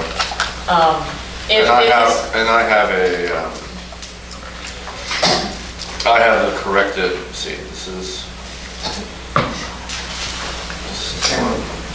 We don't want you to think you're getting money and then not getting money. One of these guys, It's it's an no old form. FPG form, Yeah. and has some incorrect, I'm gonna help you out, Dale, because you know I've supported through neighborhood councils. It's an old form that has some incorrect information, including conflict with any current or old board members. The current form is 2 pages. It's much easier. But I'm curious, if you're looking for it for the shed and the why did you ask for, or was it Diana who filled out the form? Why did she put it down for the pasta dinner as opposed to asking for money specifically for those 2 items? There are 2 vehicles that we use, 2 public events that we use to generate revenue for this nonprofit. One is the pasta dinner, the other is the pancake breakfast. So any funds raised from the pasta dinner do go to fulfill the requests of the captain at the station. And the most urgent requests are first. And so we have no other way of raising money. Stay with me for a second. Let's address board comment to him, then I'm going to open it to the public to make comments. That's my clarifying comment. Go ahead. Clarifying comment from the form. When I saw the form as well, this had to be an old form. This was given to me Friday morning, which is like after the last minute. So the view was we were going to roll with it as it is. There was no time to get a new application filled out, signed, all that. It just was what it was. We wanted to at least honor the effort by hearing it. If it's a cause we want to support, great. If I can get it through funding, we'll get it through funding. And if not, I was okay to try. So that was where kind of the fact that we have applications that aren't matching what you normally see, et cetera, we're just going for it. I need to move. Any other board comment? Public comment? Yes. I attend Solid every year, and I support them as best I possibly can. But I have to be honest, the NPG is not appropriate based on the fact that it is, and no offense, it is asking for the participants to buy tickets. I bought my tickets. The city clerk will not approve this if they know that is the case. They should not, and I'm also not a fan of, I've been to many councils and they say, well, let's try it, let's put it through, see if they approve it. I'm not a fan of that. If we know for a fact that it is improper, it should not be done. Even though, if they were to put an NPG in for the things that they want to do at the station, Right. I got no problem with that. That's perfectly acceptable. They're a 501c3. They perform that kind of a duty, have been, and they've done a lot of good. And I'm on CPAP over there, so I'm not opposed to any of this. It's just that I follow the rules, and the rule is if there is not a free event, then it is not fundable. All right, based on that scenario. As far as the timing, as long as you vote on it before the event, doesn't matter. You can pay for it after the event. That's not the issue. The issue is it has to be approved prior to the event. So just my 2 cents. I appreciate it. Any other public comment? Okay. Alice, you want to say something? Oh. They're officially not a second. We don't have a motion, do we? Yeah, there's no motion. Okay, this is a discussion and possible action. So, do we want to take action? I would That's recommend going. the question. I would recommend going back and getting an NPG that talks about the things that you want to achieve, because I think that would look good for us to support those things for our community better than even this. I have a comment.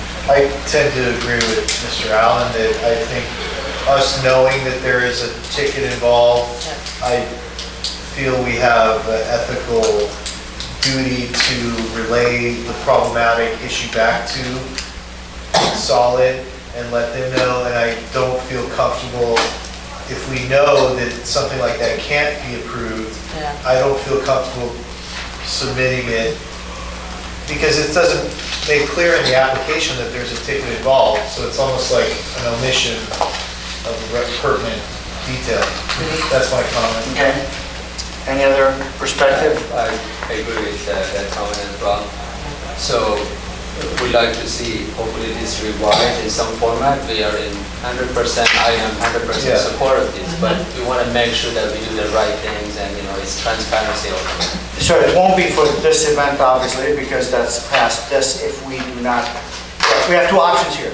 We can take a vote and what the outcome comes out to be, or based on what we heard, not take action and see if we can work a way to bring an MPG back. At the end of the day, it's one pot, whether it's for this event or something else. It's to benefit your cause. So if it can come back at a future meeting with a cleaner program that we are all comfortable that we can stand behind and the city clerk will stand behind. So we have those two options. Are you still going to have the pasta dinner even if we don't give you the money today? Of course. I wanted to say though, I would like to find a way to support Solid though. And so I do want to say that because I don't want to be, say the negative, but also like to find a way that, in a way that we can be comfortable with and ethical. Okay, anybody feels the urge for us to take action and make a motion, or based on what the discussion is, assess and say, we're not taking action? What is the motion now? The question is, do we want to take a motion? Anybody feels that they want to take a motion, or let it just stop at the discussion, which means there would be no application? I think if we really want to do something to help them, taking a motion, we have nothing to lose. Taking a vote. Go for it. If you want to make a motion, you can make a motion. I'll make a motion to approve this $1,000 MPG. The 1,000? Yeah, 1,000. This motion needs a second.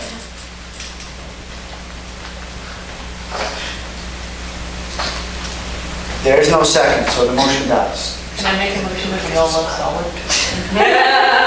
Let's stick to the job that we have on hand. Okay, so doesn't look like we're going to have a motion. We'd love to get a cleaner MPG that we can all stand behind, so let's try to work on that together. We'll submit another. Thank you. Thank you. Thank you. Thank you so much. All right. Next item. Get everybody in the room? Item 21. I'll go grab the half our board.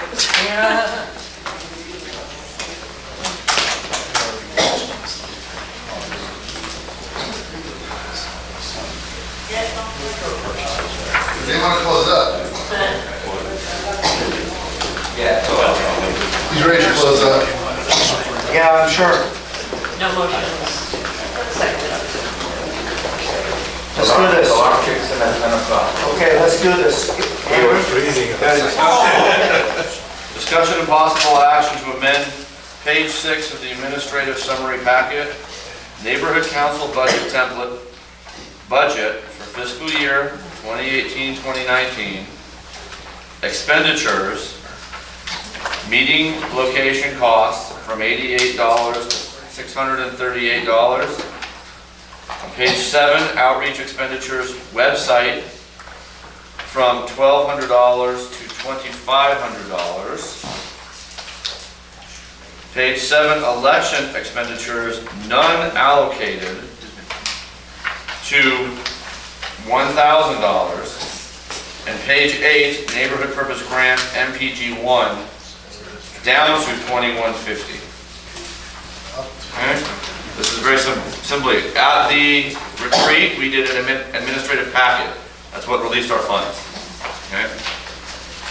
Oh, sorry, I Francis. just want to tell you, yes. I know, we're trying to move as fast as we can, so please, let's move fast. So that's what's on the agenda. I'm gonna, fair warning, I'm gonna amend this in a second. Okay. The Castle Bay payment, the Civic Center permit, those are meeting cost funds. You'll notice the increase is about $550. It's slightly more than the $533 we just approved, because I have to rebudget to cover that particular cost. The website costs, we've exceeded as previously authorized, so we have to up. The election materials, we were asked to budget 1,000 now, where we had none before. And all of those additions are coming out of MPG1, which I think we had 4, and they were just blanket, I think 5,000 each or 20, but they're just guides, okay? That's where we're at. I need to add and also move communication expenses and website from outreach to office. Okay? The only items that can be included in our recurring budget BAC are office, not outreach. Even though in the funding portal, they are one and the same, they are at some level separated. Okay? Okay. So that's what I need Do done. we have a motion? Well, I preface it as a discussion. I need a motion. Okay. Motion, this is gonna be long, I apologize. Can you just say motion as stated with the following revision? Motion as previously stated. As stated in the motion. Right? Yes. With a With a revision to add and to also move communication expenses and website from outreach expense to office expense. Okay, do I have a second? Second. Jason. Jason, second. Any board comment, question, discussion? Hearing none, any public comment? Hearing none, call the vote. All right, David? Yes. Hassan? Yes. Susan? Yes. Alex? Yes. Jason? Yes. Andrew? Yes. Brandy? Well, Becky? Yes. Hassan? Yes. Gabriel? Yes. Isam? Yes. Motion passes. Thank you. Item 22, All right. Randy. There is no list, last minute legal hiccup. We were this close and everybody's on board for next year, but there is no list, so So we're tabling this motion. for next year, yes. We're tabling this motion off today's agenda. All right. Item 23, Also, State Porter Ranch organization is having a 3-year anniversary event that involves a documentary that I guess includes not only Aliso Canyon, but some members of the board apparently. And they are asking if we would like to have a table at the event to be present for people that care about talking to the PRNC. This is free, it's just another outreach thing at an event that is in our borders, so it involves our borders. okay. Are you making a motion? I would like to make a motion to allow outreach to have a table at the 3-year anniversary event for State Porter Ranch. All right, can I have a second? I'll second it. Second. Just a If you're on second. the Safe Porter We have- Ranch board, don't you have to recuse yourself? If you're involved with Safe Porter Ranch, you have to recuse No, yourself. if you are, No one here is a, no one here is a board member. Board member. And we're not doing any funding. No money. So we have a motion and a second. Board comment, question. Do we have any idea what's the message of the movie or what's? From what I understand, it's a documentary that's talking about 3 major environmental disasters that includes Aliso Canyon, and these are problems. That's the best I can tell you. Francis, do you have a question for? The Winnetka? Okay, because I was at Northridge West. they were talking Francis, about it. let the board have their discussion, please. Go ahead. Question, I thought it was a $15 ticket Yeah. to see it? Maybe. We're not asking for money, though, we're just asking if we can have a table for free. Okay, so people would sit at the table, but they couldn't see the movie. No, it would just be like tabling any event. For We have us, a table for us, Okay. that I would bring outreach materials and people can come talk to whoever else wants to be on the table with me. Question. Do we have volunteers to man the table or I'll do it. Okay. But if anyone Like, how else- many do you think we need or? Well, I mean, is we can that give the it- motion though? What? The motion is, have a are we table. gonna have a table, it's not how we're gonna staff it. The motion is to authorize outreach to staff. Okay, so let's. But I'm just asking the turn question that in. because I don't want to have a table that's not staffed, that's why I'm asking. I will be doing it. If anybody else wants to be with me, awesome. Gotcha, thank you. Any other question? I personally am not a fan of the idea, and I worry about the ramification of our presence as a city department in an event that has a ticket price on it, even though we're not asking for funding. We are, in a sense, participating in a process that is collecting money from individuals to attend an event. It's too dicey for my comfort level, but I'm just a board member comment. Public comment? I agree. Okay. All right, so we have a motion and do we have a motion? Did you make a motion? Motion, we have second. We have a second. No further discussion, call the vote. All right, David, Abstain. Hassan, Abstain. Susan, Abstain. Alex, Yes. Jason, Abstain. Andrew, Yes. Brandy, Yes. Becky, Abstain. Assad, No. Gabriel, yes. Isam? No. What is this abstain for? Okay, I'll change mine to a no. I'll change mine to a no. Well, I mean, here's the problem. Our No, bylaws do not count, the abstain is sort Aggressive of... about it, you can ask the question nicely. I don't appreciate that. But if you like, yeah, if you like, You don't I'll get give all you an excited about it. explanation. I am excited. I can put So, the table out. we already made our votes. Explanation, I'll give you We an already made explanation. votes. I don't need I think anything. it's after the meeting. We don't need anything. Okay. There's no need to get excited. All right. Does it pass or not? As a president, you need to. 4 yes, 4 no, 5 abstain. Yeah, you don't count the abstain, you count the... For majority, when Yes. yes, passes. All right, motion I can passes. try to have the table We're done with the vote. outside. Done with the vote, please. The man is waiting. Meeting's adjourned. Let's get out.